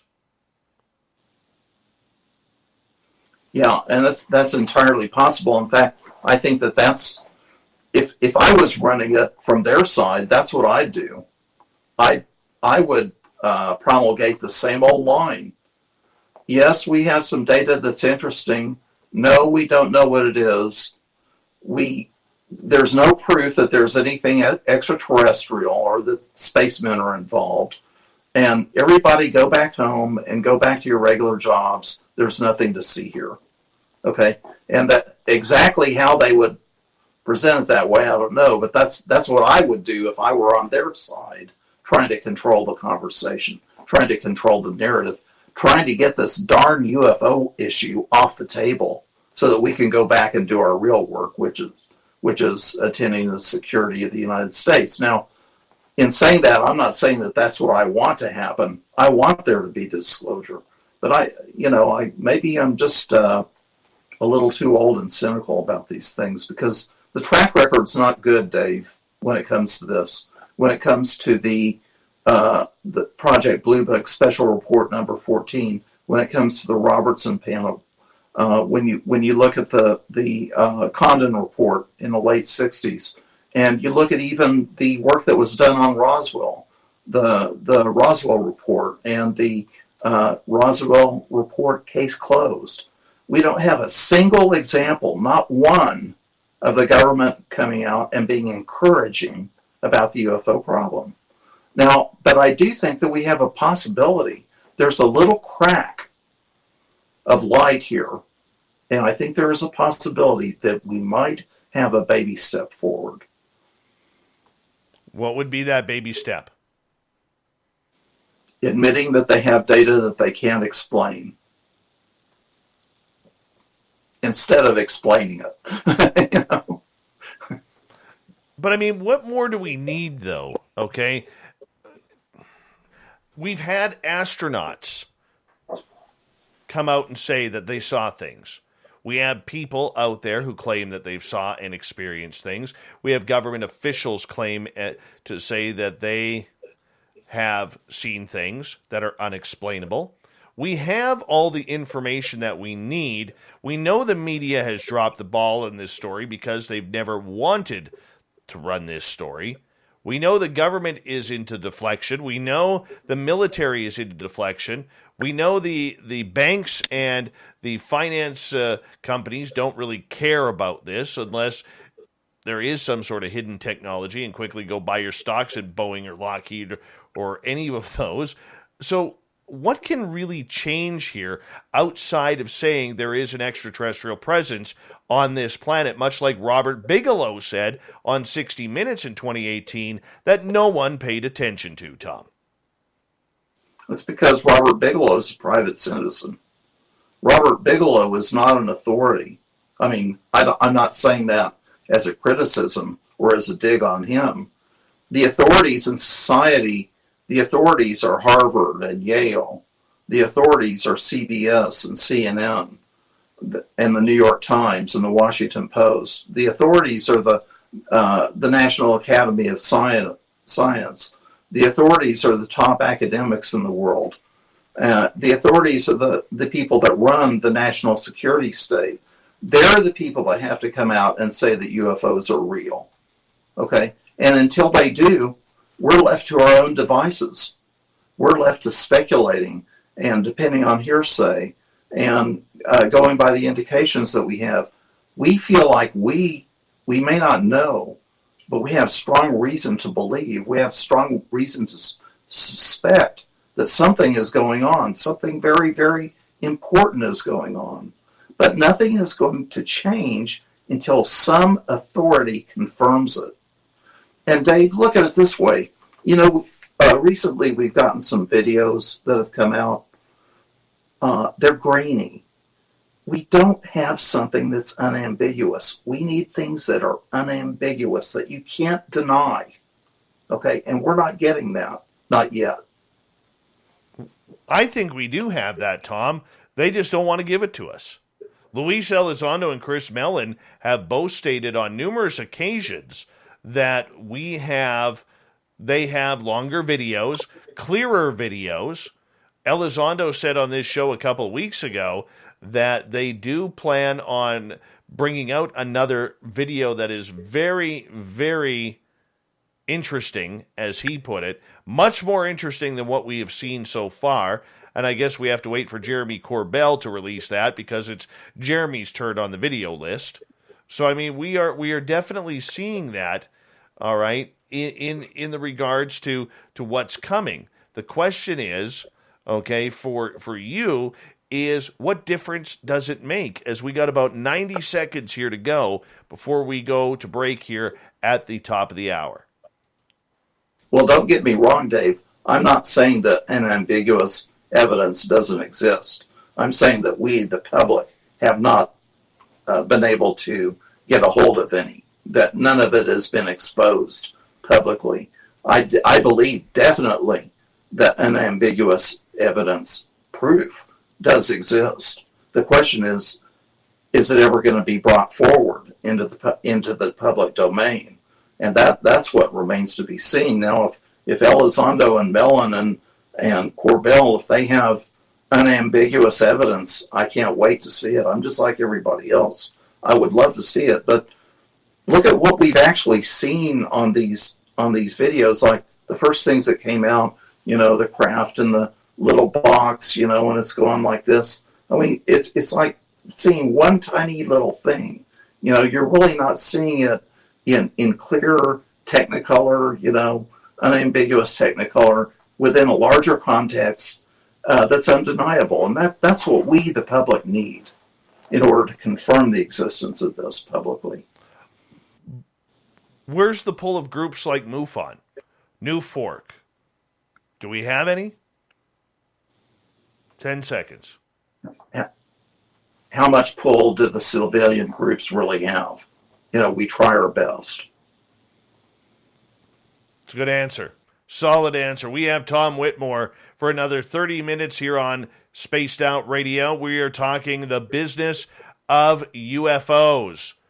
Is it a business? Is it something we need to pay attention to? How is it going to affect each and everybody on this planet? How does it affect your bank account? How does it affect your neighbor if the news comes out? Are you ready personally for aliens? Many will say yes. The majority will say, not right yet. We'll be back with Spaced Out Radio Hour 3 next.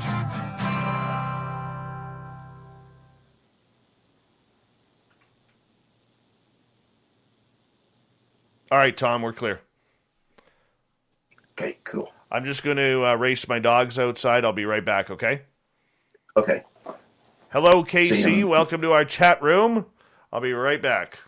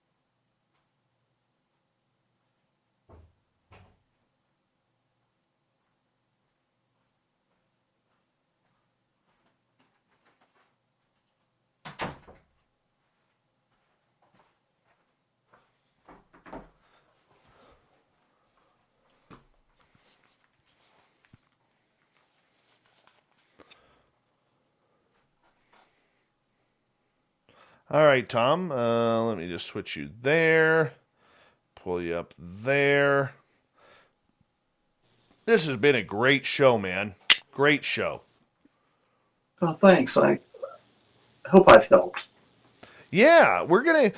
I was thinking when I had my dogs outside, and by the way, it's really cool because the closer we get to the solstice, it's still really cool. It amazes me every year, like where I live, can still see the daylight in the north. Uh-huh. So Do you ever see the northern lights where you live? yes. Oh, that must really be something.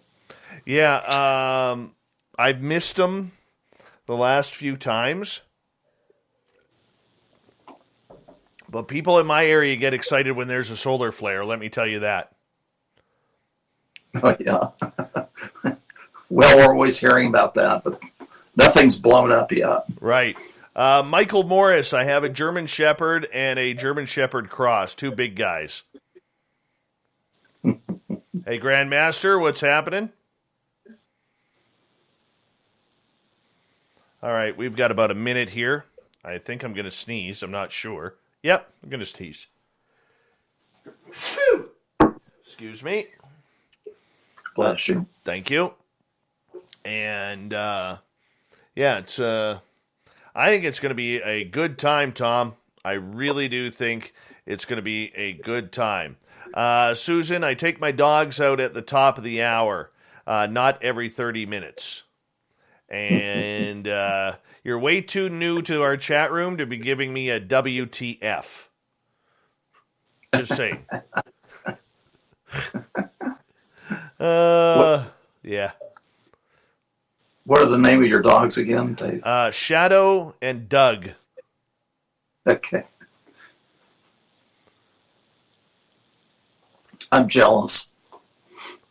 All right, we have 10 seconds. Big thank you once again to Jeremy, to Ed, to Linda, Madison, Andrew, Vinny, and Steve for the awesome super chats tonight. Really do appreciate it. It really helps out what we do on a nightly basis. Here we go.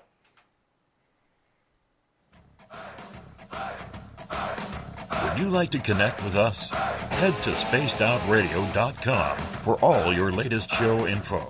Now, back to Dave Scott and SOR. Here we go with the third and final hour of Spaced Out Radio tonight. My name is Dave Scott. Thank you so much for taking the time to join us. We really do appreciate earning your listening ears.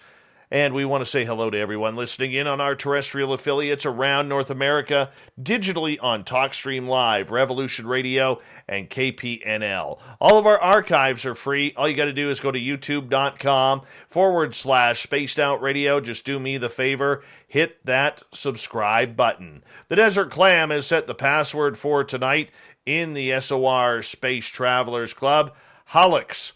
Holix is your password. Use it wisely, space travelers, as the Clam sets the password each and every night right here on Spaced Out Radio. Our website is spacedoutradio.com, where we have a plethora of features for you, including rocking out to Bumblefoot and reading up on Captain Shirk's SOR Newswire. Follow us on Twitter at Spaced Out Radio and on Instagram at Spaced Out Radio Show. For the final time tonight, we introduce our guest. We have Tom Whitmore here. He is on the board of directors for MUFON. He is also a financial expert when it comes to everything to do with finances and investing. He spent better part of his professional career doing that down in the beautiful state of Texas. Tom, welcome back. Thank you, Dave. I've really enjoyed tonight. Thank you for having me. Our topic tonight has been UFOs as a business. Is there a business behind them? I look at the media, Tom. If we focus at the media, the New York Times, outside of 9/11, has never sold more newspapers than when they had the 2017 article that Ralph Blumenthal and Leslie Kean and Helene Cooper wrote. All right. Television shows have the highest ratings when they talk about UFOs or anything paranormal. All right. This is a money-making venture that people want to pay attention to and people want to invest in. There's a reason why Coast to Coast AM has been on the air for 32 years. There's a want for this type of genre and this type of conversation on television, in the media. News channels literally have seen their ratings go up huge when Lou Elizondo or anybody is talking UFOs. How far into this UFOs as a business are we, where we're starting to see people financially gaining from this and corporations financially gaining from this?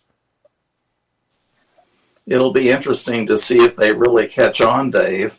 You know, if they think their ratings are going to go up, if they think their listenership is going to go up, if they think they're going to be able to sell more advertising and they can charge more, their advertisers more money, it'll be interesting to see if they catch on to this. But for the really, truly major media like the New York Times, I don't think that they want to be a UFO newspaper per se. And same thing with these other major media outlets. But if the executives are paying attention, they've got to be noticing that it does have an effect on their ratings. Now, I heard many years ago, and I don't know if it's still true, but the two things that people wanted to see on the internet were pornography and UFOs. And a lot more people enjoy the UFO topic and are interested in the UFO topic than want to admit. There are people in government that are interested in it. There are politicians that are interested in it. There are probably even academicians and scientists, top scientists, that are interested in it, and they don't want to admit it. So, yes, there's a possibility that there could be an economic impact if the UFO issue becomes more prevalent in society. I'll tell you one thing, Dave. You know, we in the UFO field, we like to think that the CIA and these intelligence agencies watch us and monitor us. But let me tell you who does monitor us, and that is Hollywood. They watch us very closely. And if we go back in history, back to the 80s, back to the time of Close Encounters of the Third Kind, and all of the movies that have come out since then, all of the television shows, the reality shows, the X-Files, that is where I see the most economic activity going. All right. And if companies are willing to invest in that, you got to tip me off to this, because I could use some sponsors, Tom. Yeah, right. But you can only benefit if the UFO issue really becomes more prevalent in the media and in society. You should be able to benefit from that, Dave, with your in selling advertising.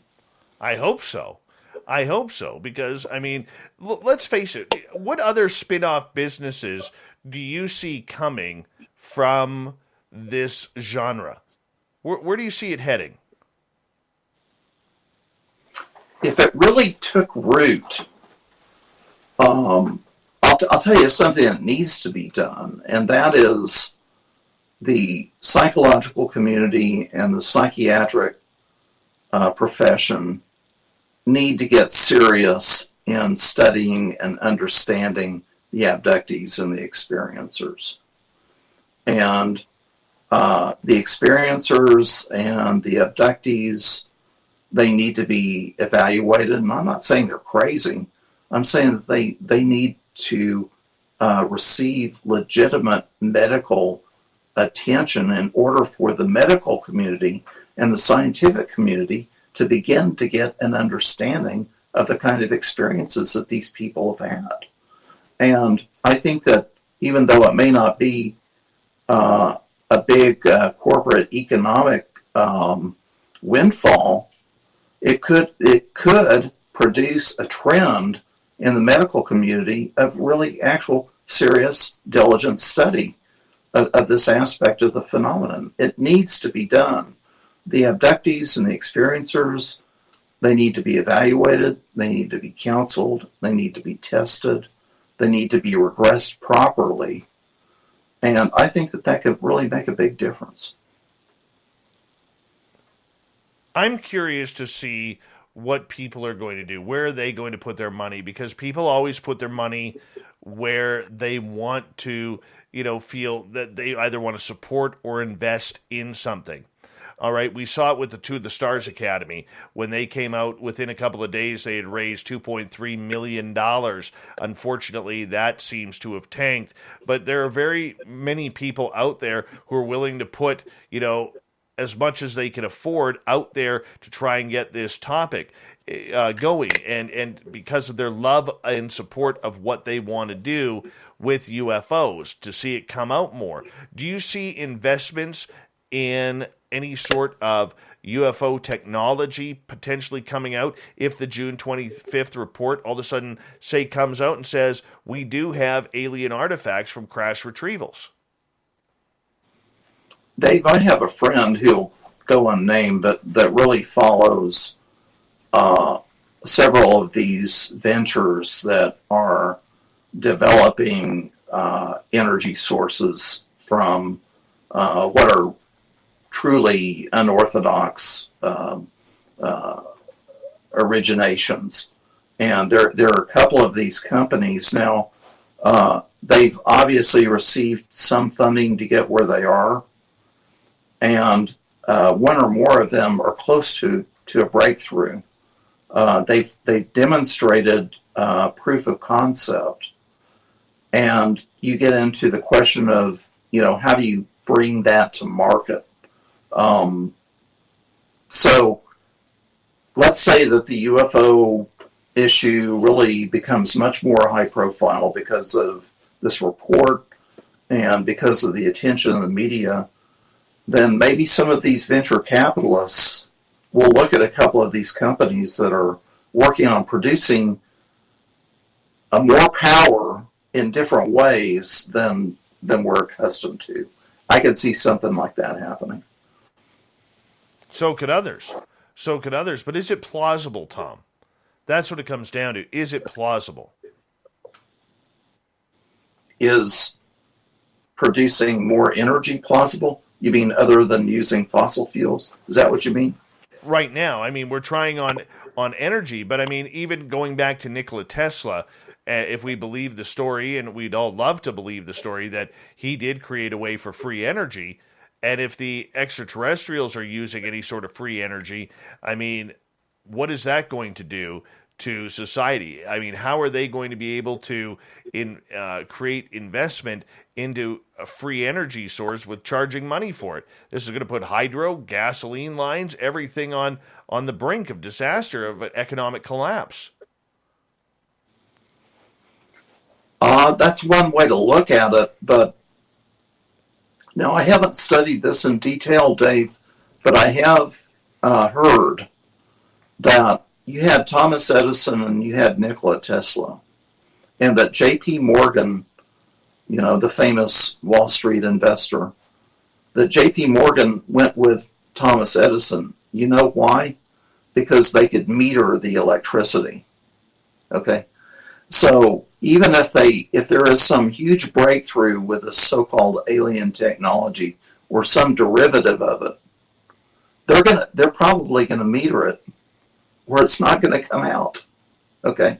And I just don't see this utopian scenario where it's going to turn everything upside down and ruin all of industry, that depends on fossil fuels.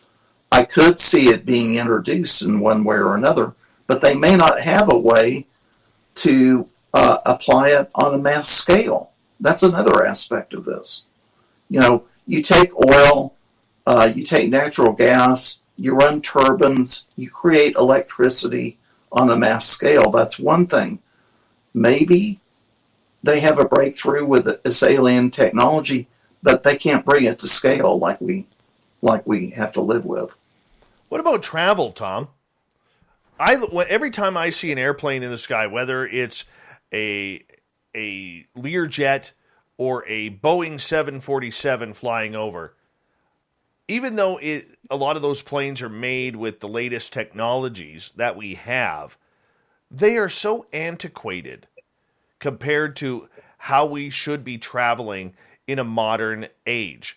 It amazes me that there's not more supersonic flight, that we're still taking 19 to 21 hours to fly from the west coast of North America to Australia. that we're still taking, 6 hours to get from New York to London. That just seems a lot of energy, a lot of gas, a lot of everything, especially time wasted. I mean, we saw with the Concorde when that was in service until the early 90s after the fatal Air France crash, that you could get across the pond in just a couple of hours at Mach speed. Where are we trying to take this? I mean, the airline industry, in my opinion, like I said, is very antiquated with the way it's doing things. And they pass that cost on to the consumer. If aliens come out or that type of ET technology comes out, I mean, we should be able to get to Australia in minutes. Well, that's what we want to believe. Okay? I mean, if these UFOs can travel at hypersonic speeds, maybe that is a possibility that we could do that. But we don't have a UFO that we can look at, and I'm talking about the public, okay? We don't have a UFO that we can look at and analyze and demonstrate that we can go from San Antonio, Texas to Melbourne, Australia in 30 minutes, We don't have that. And until something like that is brought forward in some form or another, to me it just seems like speculation, and it seems like a lot of utopian thinking.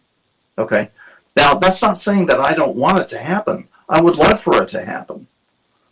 But there may be the case where the government has seeded this research, and at some point they may get to a point where they can introduce something into the public domain. Okay, but we're not there yet. And we don't know exactly what form that would take. Maybe it would be something on a small scale. Maybe it would be something that's completely disruptive. The world didn't end when we didn't use horses anymore. Okay? It just changed. And I think that if this advanced technology is available for use someday, it's probably going to be very good, but it depends on how it's introduced and how it integrates into the world economy. The people that run this world, the elites, the true elites, I can't see them allowing things to just collapse and implode by introducing a technology. When you say elites, are you talking about the Collins elite? Are you talking the Bilderbergs? Are you talking about the Illuminati, government officials like Vladimir Putin or even the President of the United States? What are you talking about? I'm talking about the captains of industry, and I'm talking about the true elites, the Bill Gates and the Apples and the Googles and and these really top corporate captains of industry, and these old rich families, the Mellons and the Morgans and the DuPonts and all of that. They're not going to allow that. Let's face it, Dave. They run this world. Okay, they really do, and they're not going to allow it to collapse. That's what I mean by elites. Okay, so is there room then for aliens? Do those elites know, or are they following, and the people that you've talked to know that there is potentially an extraterrestrial presence here on Earth? If what some people claim is true, some of them do, but I can't verify that because people won't go on the record. It's very indirect. For example, Bill Moore, I'm interested in the history of the MJ-12 affair. Bill Moore stated more than once that he had and I think it was through Richard Doty. Richard Doty told him that he knew of a contact connected with the National Security Council that knew about this special information about UFOs, and that the information was being kept, this is back in the 80s, that the information was being kept at an Air Force base in Washington, D.C. Now, just a couple of days ago, Daniel Sheehan said that the Roswell evidence is kept at the National Geospatial Intelligence Agency. Okay? That's what, and I'm pretty sure that I heard Daniel Sheehan say that in an interview that he gave a couple of days ago. Okay, fine, fantastic, fascinating, interesting. Where is the evidence? That's what we need, okay? Where's the documentation? We can talk, we can speculate until we're blue in the face, but we need documentation, we need evidence, we need proof. What kind of more proof do we need coming out of, as we got about 4 minutes left, Tom, what kind of proof do we need coming out of June 25th?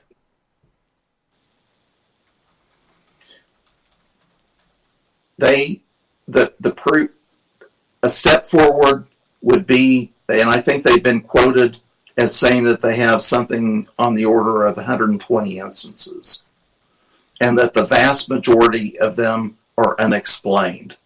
Okay, that's what came out in that New York Times article. And Daniel Sheehan pointed out that if only the vast majority are unexplained, that means some of them are explained, and maybe it is technology that the U.S. or one of these countries actually has. That could be a very interesting point. But I think the most that we can hope for, and I'm speculating because I don't know, but common sense tells me that the most that we can hope for is that in this report, they state that we have data gleaned from whatever, satellite imagery, signals intelligence, whatever, that indicates phenomena that have occurred, that we've documented, that we've noted, that we've tracked, that we cannot explain. That's a step forward. It is a huge step forward. Can we get there, Tom? Because I'm on the field, without trying to sound like a pessimist, I'm on the side of that we're not going to get much on the 25th. I am 100% prepared for disappointment. Yes. And I advise caution. I hear some people getting so excited, they think that this is the big D, the big disclosure. It's the big breakthrough, and I advise caution. And this field is that way, Dave. It's really important to have patience. It's important to have a tolerance for ambiguity. It's important to not expect too much, to be realistic about this. And it's not that I don't want it to happen. I would love for it to happen. I've been wanting it to happen, for the last 30 years. But that tells you something right there. It's been 30 years. Okay? It was 30 years ago, Dave, that I woke up in the middle of the night and I realized that this is real. This is serious. The public needs to know about this. And 30 years since, I'm still waiting. So overall aspect, June 25th, your message to the public is, don't be selling everything off because we're not going to learn about aliens. Don't quit your day job. Okay. Don't sell the farm. Don't go build a cabin in the middle of the forest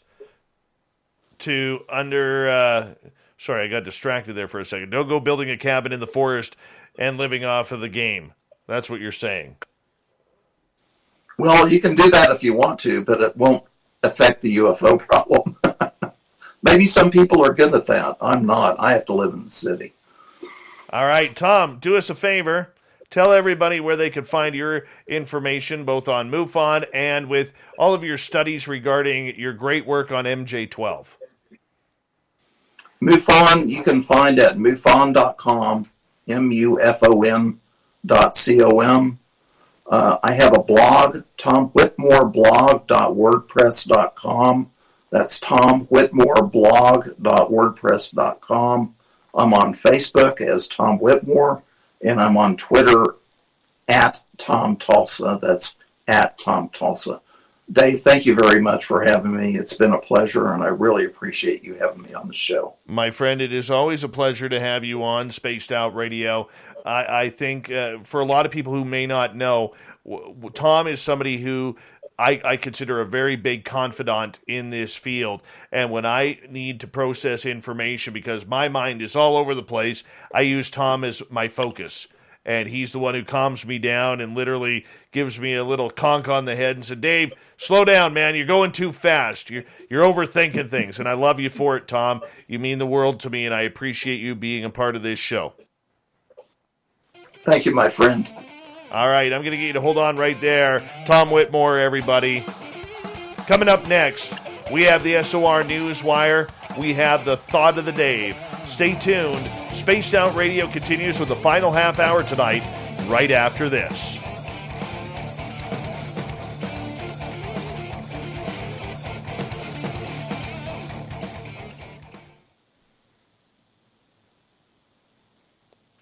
We're clear, my friend. We are clear. All right. Okay. Very good. That's good stuff. So far, good stuff, man. Oh, thank you. I talked a lot. That's for sure. No, I thought you were very informative. I thought you were very, very informative, and I think that I really think that you should look at doing a series on this. I really do. Not Siri for my phone, series. Yeah. You know, I'll look into that. I mean, that's an angle. You're right. Most people don't think about it that way. They don't think about the economic impact. oh, I agree. And I think it's a conversation that needs to be heard a little bit more, dude. I really do. Okay. All right, my friend. I will let you go get some sleep. I got to get ready for the news here, and I appreciate you coming on in. Thank you, Tom. Thank you, Dave. Great show. Take care. Okay. Bye. Have a good half hour. Bye-bye. Bye-bye. Tom Whitmore, everybody. Love Tom Whitmore. Great guy. Fantastic guy. He's one of the real ones, if you ask me. And I absolutely love him. And like I said, I mean, he is a big supporter of what we do. And I talked to Tom quite a bit. And yes, the gorgeous and talented Emily Bigelow, otherwise known as Alaska's greatest athlete, thank you for that massive super chat. Really do appreciate that. You're way too kind to me. Way too kind. Thank you. I appreciate that. So, that works for me. You know what? Not another Heather. I'm going to tell you right now. You look like Jean Beckett. You totally look like Jean Beckett. I apologize that I ended up running over a few questions there. I do apologize. I did try and get a few in there. But it's just sometimes it goes that way. My mind gets going, and I just I accidentally surpass them. I'm not going to hide. I accidentally surpass them.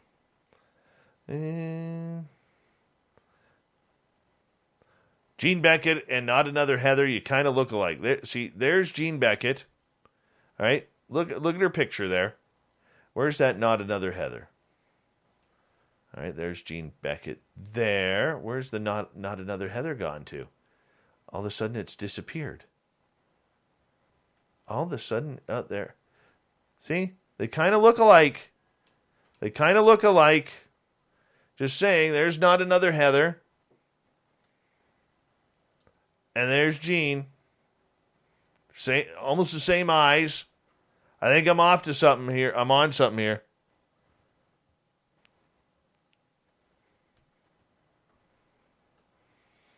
I think so.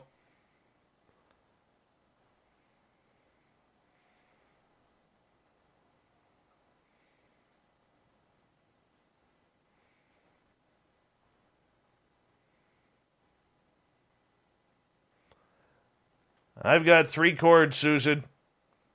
I've got 3 cords of wood.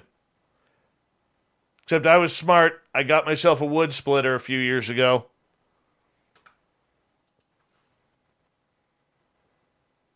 Nikki, I apologize. I totally forgot about the book question.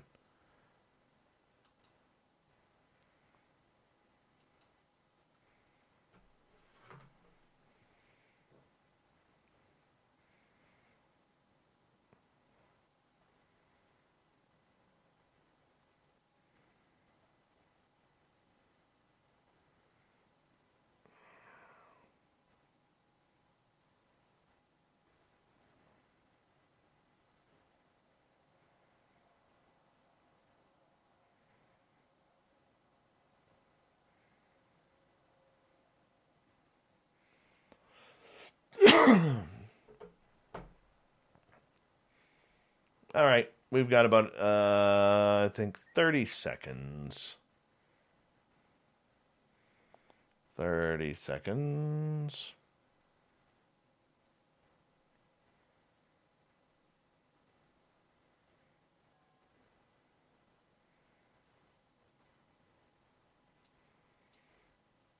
Thank you to Emily, Ozzy Steve, Vinny, Andrew, Madison, Linda, Ed Clater, and Jeremy for the super chats tonight. Really appreciate the love and support. Here we go, everyone.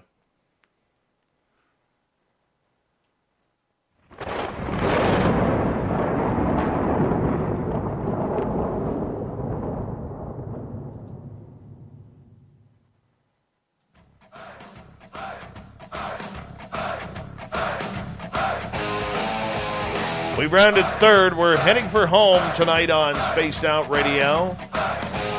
My name is Dave Scott, and I'm glad to be behind the microphone talking all this woo to you. Absolutely, absolutely love it. I want to remind you that if you missed most of this show or others, check out our free archives by going to youtube.com/Spaced Out Radio. Just do me the favor, hit that subscribe button. Our website is spacedoutradio.com, where we have a plethora of features for you, including rocking out to Bumblefoot and reading up on Captain Shirk's SOR Newswire. Follow us on Twitter at Spaced Out Radio and on Instagram at Spaced Out Radio Show. Speaking of the news, let's do this thing.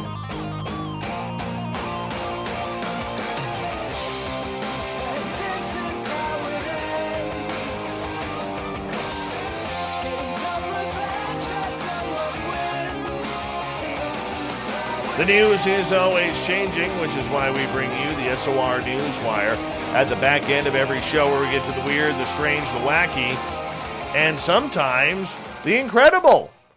Hey, how many oceans are there? You got the Pacific, you got the Atlantic, you have the Arctic, and you have the Indian. 4? Yeah, that's it. What do you think about a 5th ocean? Well, National Geographic has announced it would recognize a new southern ocean in Antarctica, bringing the global total to 5.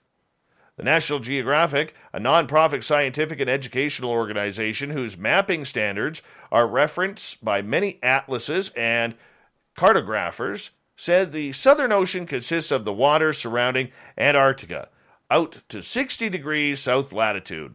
National Geographic Society geographer Alex Tate said scientists have long known that the waters surrounding Antarctica from a distinct ecological region defined by ocean currents and temperatures. Tate says that the span of water is yet to be officially recognized as an ocean, but by the relevant international body. But we thought it was important at this point to officially recognize it. People look at us for geographic fact. How many continents? How many countries? How many oceans? Up until now, we've said 4 oceans, Tate said, referring to the Arctic, Atlantic, Indian, and Pacific.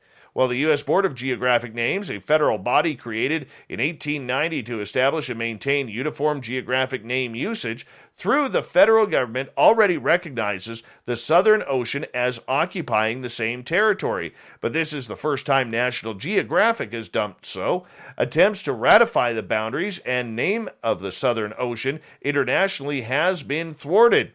Oh, big controversy here. The concept was proposed to the International Hydrographic Organization, which works to ensure the world's seas, oceans, and navigable waters are surveyed and charted in 2000, but some of the IHO's 94 members dissented. Despite that, Tate said it was important that the National Geographic christen the water area. We think it's really important from an educational standpoint, as well as from a map labeling standpoint, to bring attention to the Southern Ocean as a fifth ocean. So when students learn about parts of the worlds and the parts of the oceans, they'll learn it's an interconnected ocean.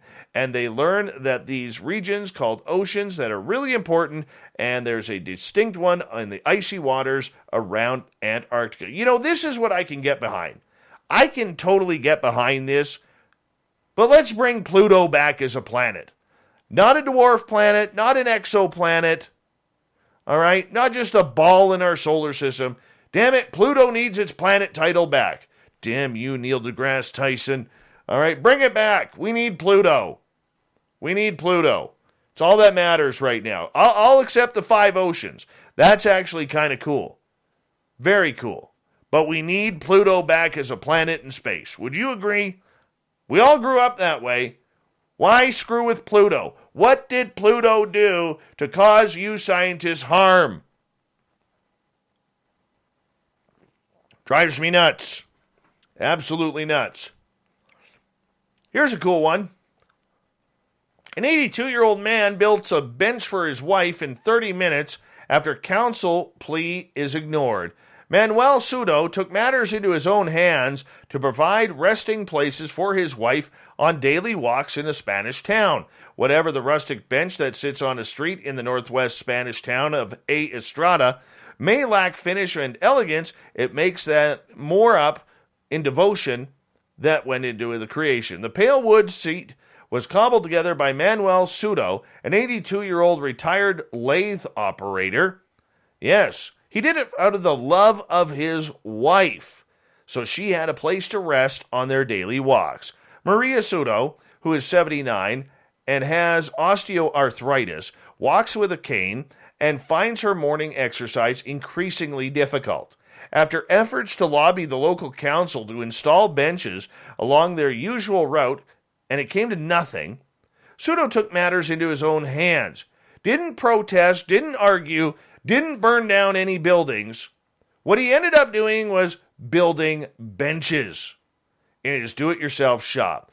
The bench took me about half an hour, he says. I got some wood, but I had a saw at home because I still have my workshop. It was just a matter of sawing and nailing, and I finished almost straight away. Sudo admits the finished product could do with a bit more sanding and some varnishing, but says it's sturdy enough and does the job. A local shop owner gave him permission to put a bench outside of his store, and it was installed overnight last week at the surprise for Maria. When she saw it, she was delighted. I got a kiss and a hug, her husband said. The bench is already proving popular with the people of the town, but Sudo is keen for it to be used by those most in need of respite, hence the message inked in marker pen along the back, Respeten para mayores, be thoughtful, for older people. Some have pointed out that mayores should be spelled mayores, but Sudo isn't bothered by the mistake. I didn't go to school, he said. I started working when I was a child and worked all my life, just like my wife. The poor thing has never stopped working. Sudo jokes that his guerrilla seeding efforts could have consequences. If I go to jail, someone will need to bring me tobacco, but so far the only fallout has been an outpouring of affection and the odd request for a similar bench. A few neighbors have been in touch asking me to make another one, but I've said no, I've made just the one, and it was just for my wife. Love that story. Today, chickens are perhaps most often associated with comfort foods like soup and roast dinners. In ancient Athens, however, way different story. The owners of a 2,300-year-old ceramic jar containing the remains of a dismembered chicken appear to have used the animal for something far more sinister, a ritual designed to paralyze and kill upward of 55 people. This was meant to be a powerful curse, Jessica Lamont, a classics scholar at Yale University, has said. As Owen Jarris has written about in Live Science, researchers discovered the artifact near the Athenian Agora's classic commercial building, a public space used by the Greek city-state ancient artisans in 2006. When Lamont has analyzed the jar, she found that it contained a coin, a large nail, and the head and lower limbs of a young chicken. All exterior surfaces of the jar were originally covered with text. It once carried over 55 inscribed names, dozens of which now only survive as scattered floating letters or faint stylus strokes, writes Lamont. The curious case of the cursed chicken.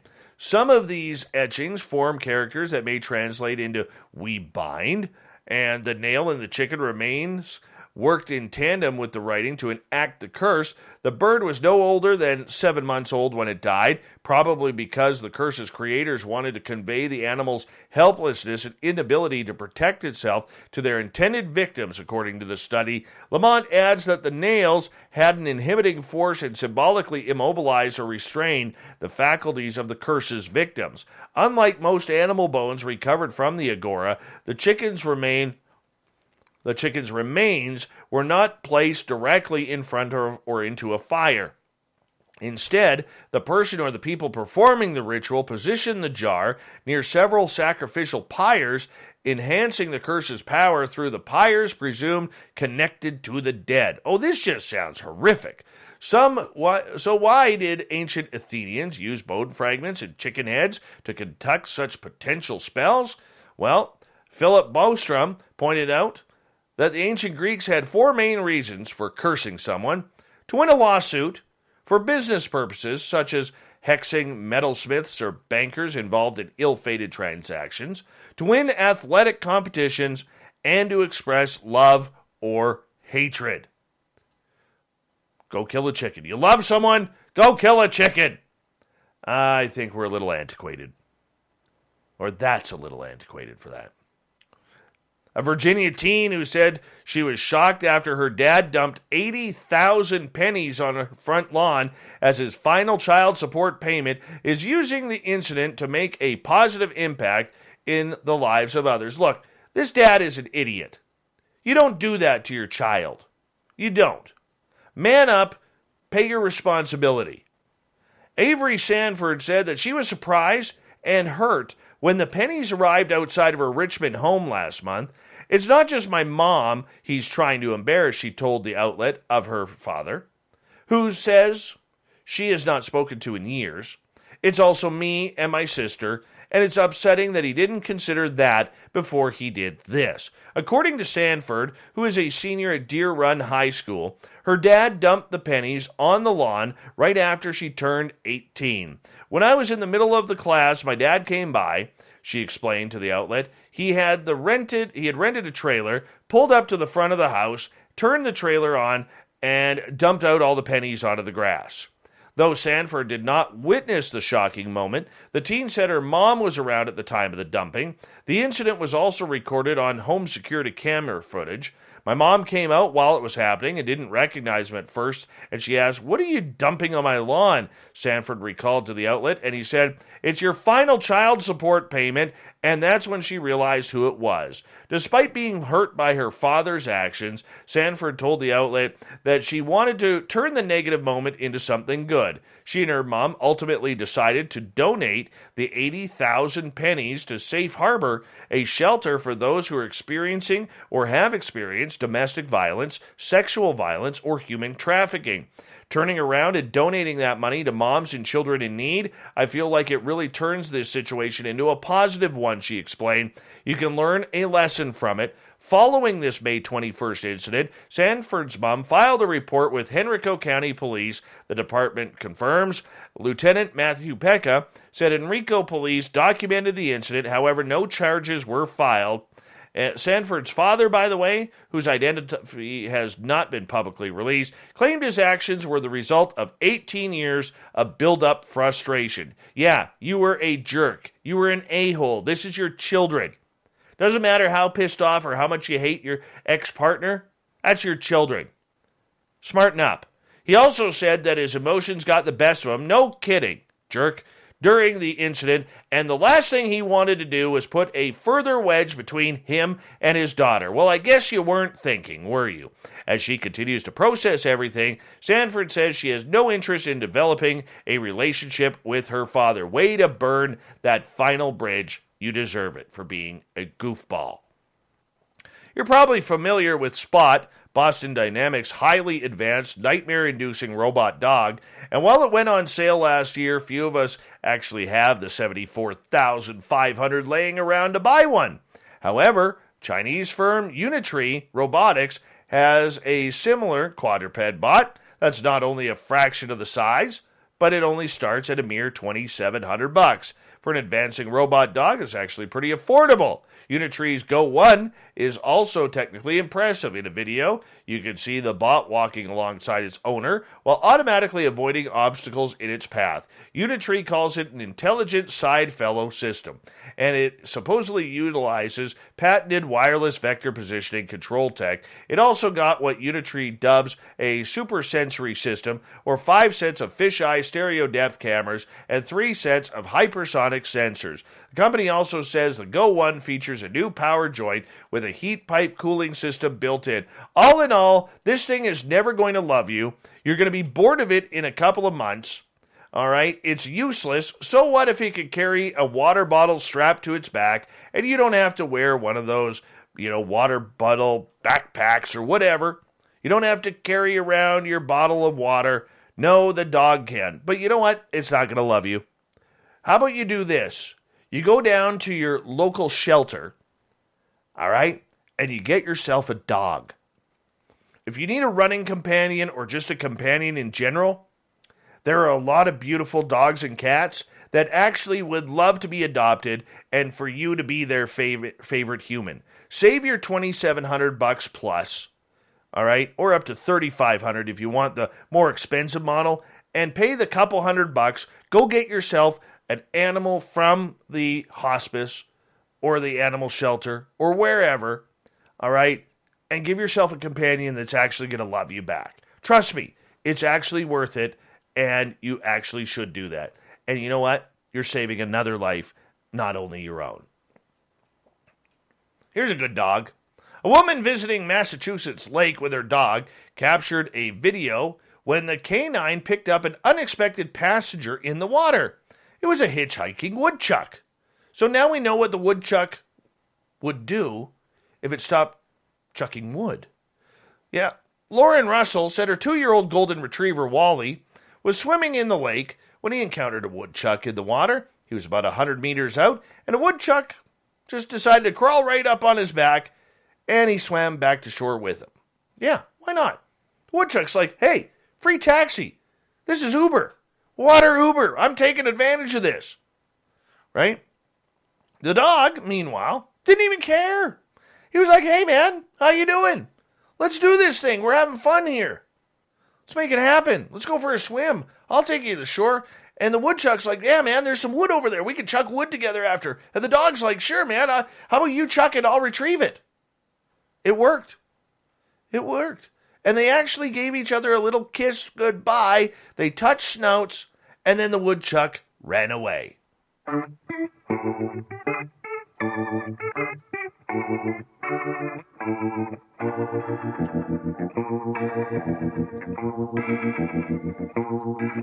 Thought of the Dave happens every night at this time, where we ask a question on our Facebook and Twitter pages, then read your responses on the air.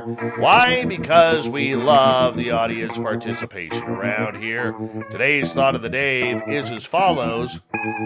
When do you think aliens will become part of the disclosure conversation? I don't think that's actually the question. Now let's change it. Let's change it. What are your thoughts on UFOs becoming big business? This is one we can sink our teeth into. Let's start with Dave. Like billboards on the side of ships, Pizza Hut advertisements on a pizza-shaped saucer? Why not? Ian, when we make first contact with aliens, how much is a gram over there? Oh my, Ian. Hashtag, love your local alien, but don't get caught.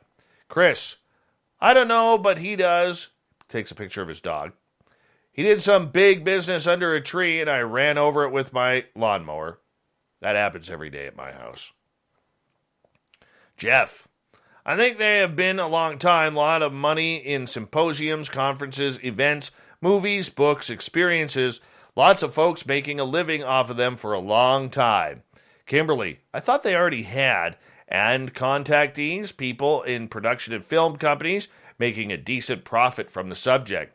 And yes, with the respect to the ETs, it's literally about trade from what we have learned. Everett, I think it depends on how quickly Amazon can pivot their delivery model to include UFOs.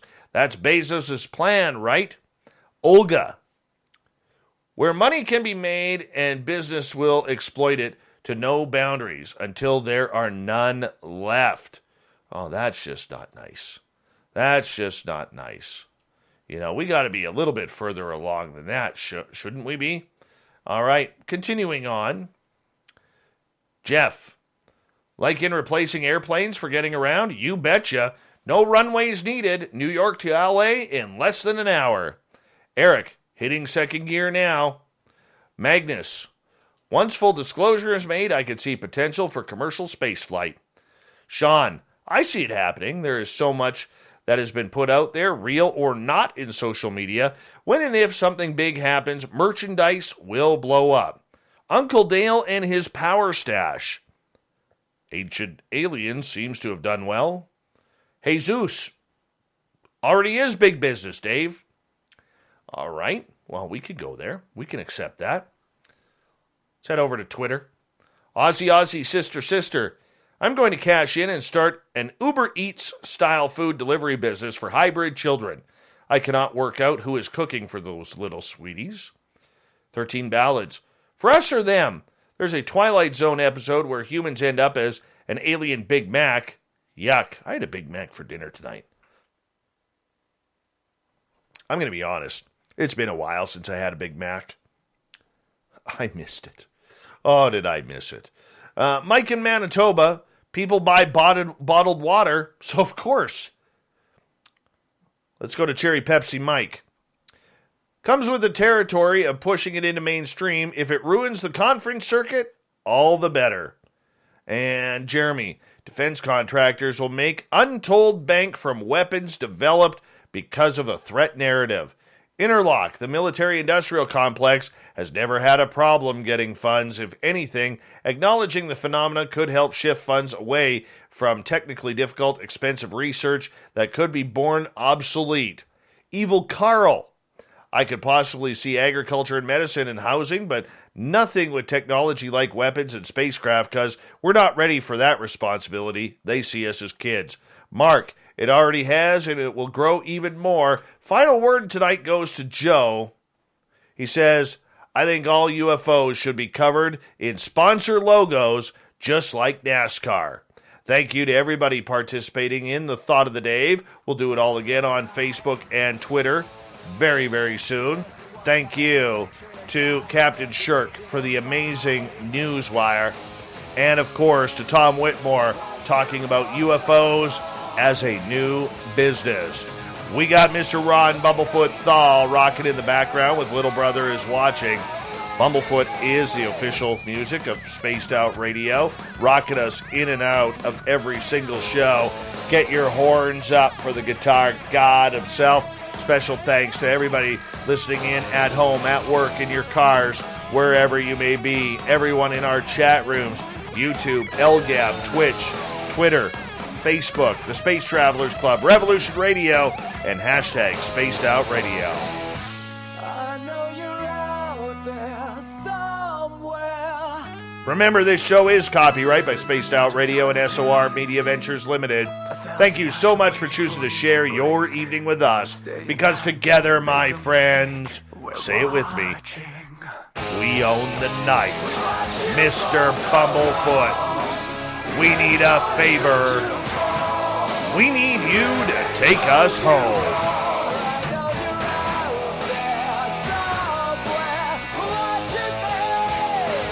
Yes, the Woo train has docked for the night. But soon, my friends, we shall ride again. Your seats are always available. Your tickets never expire. And if you want to bring a friend, we've got room for them too. Good night.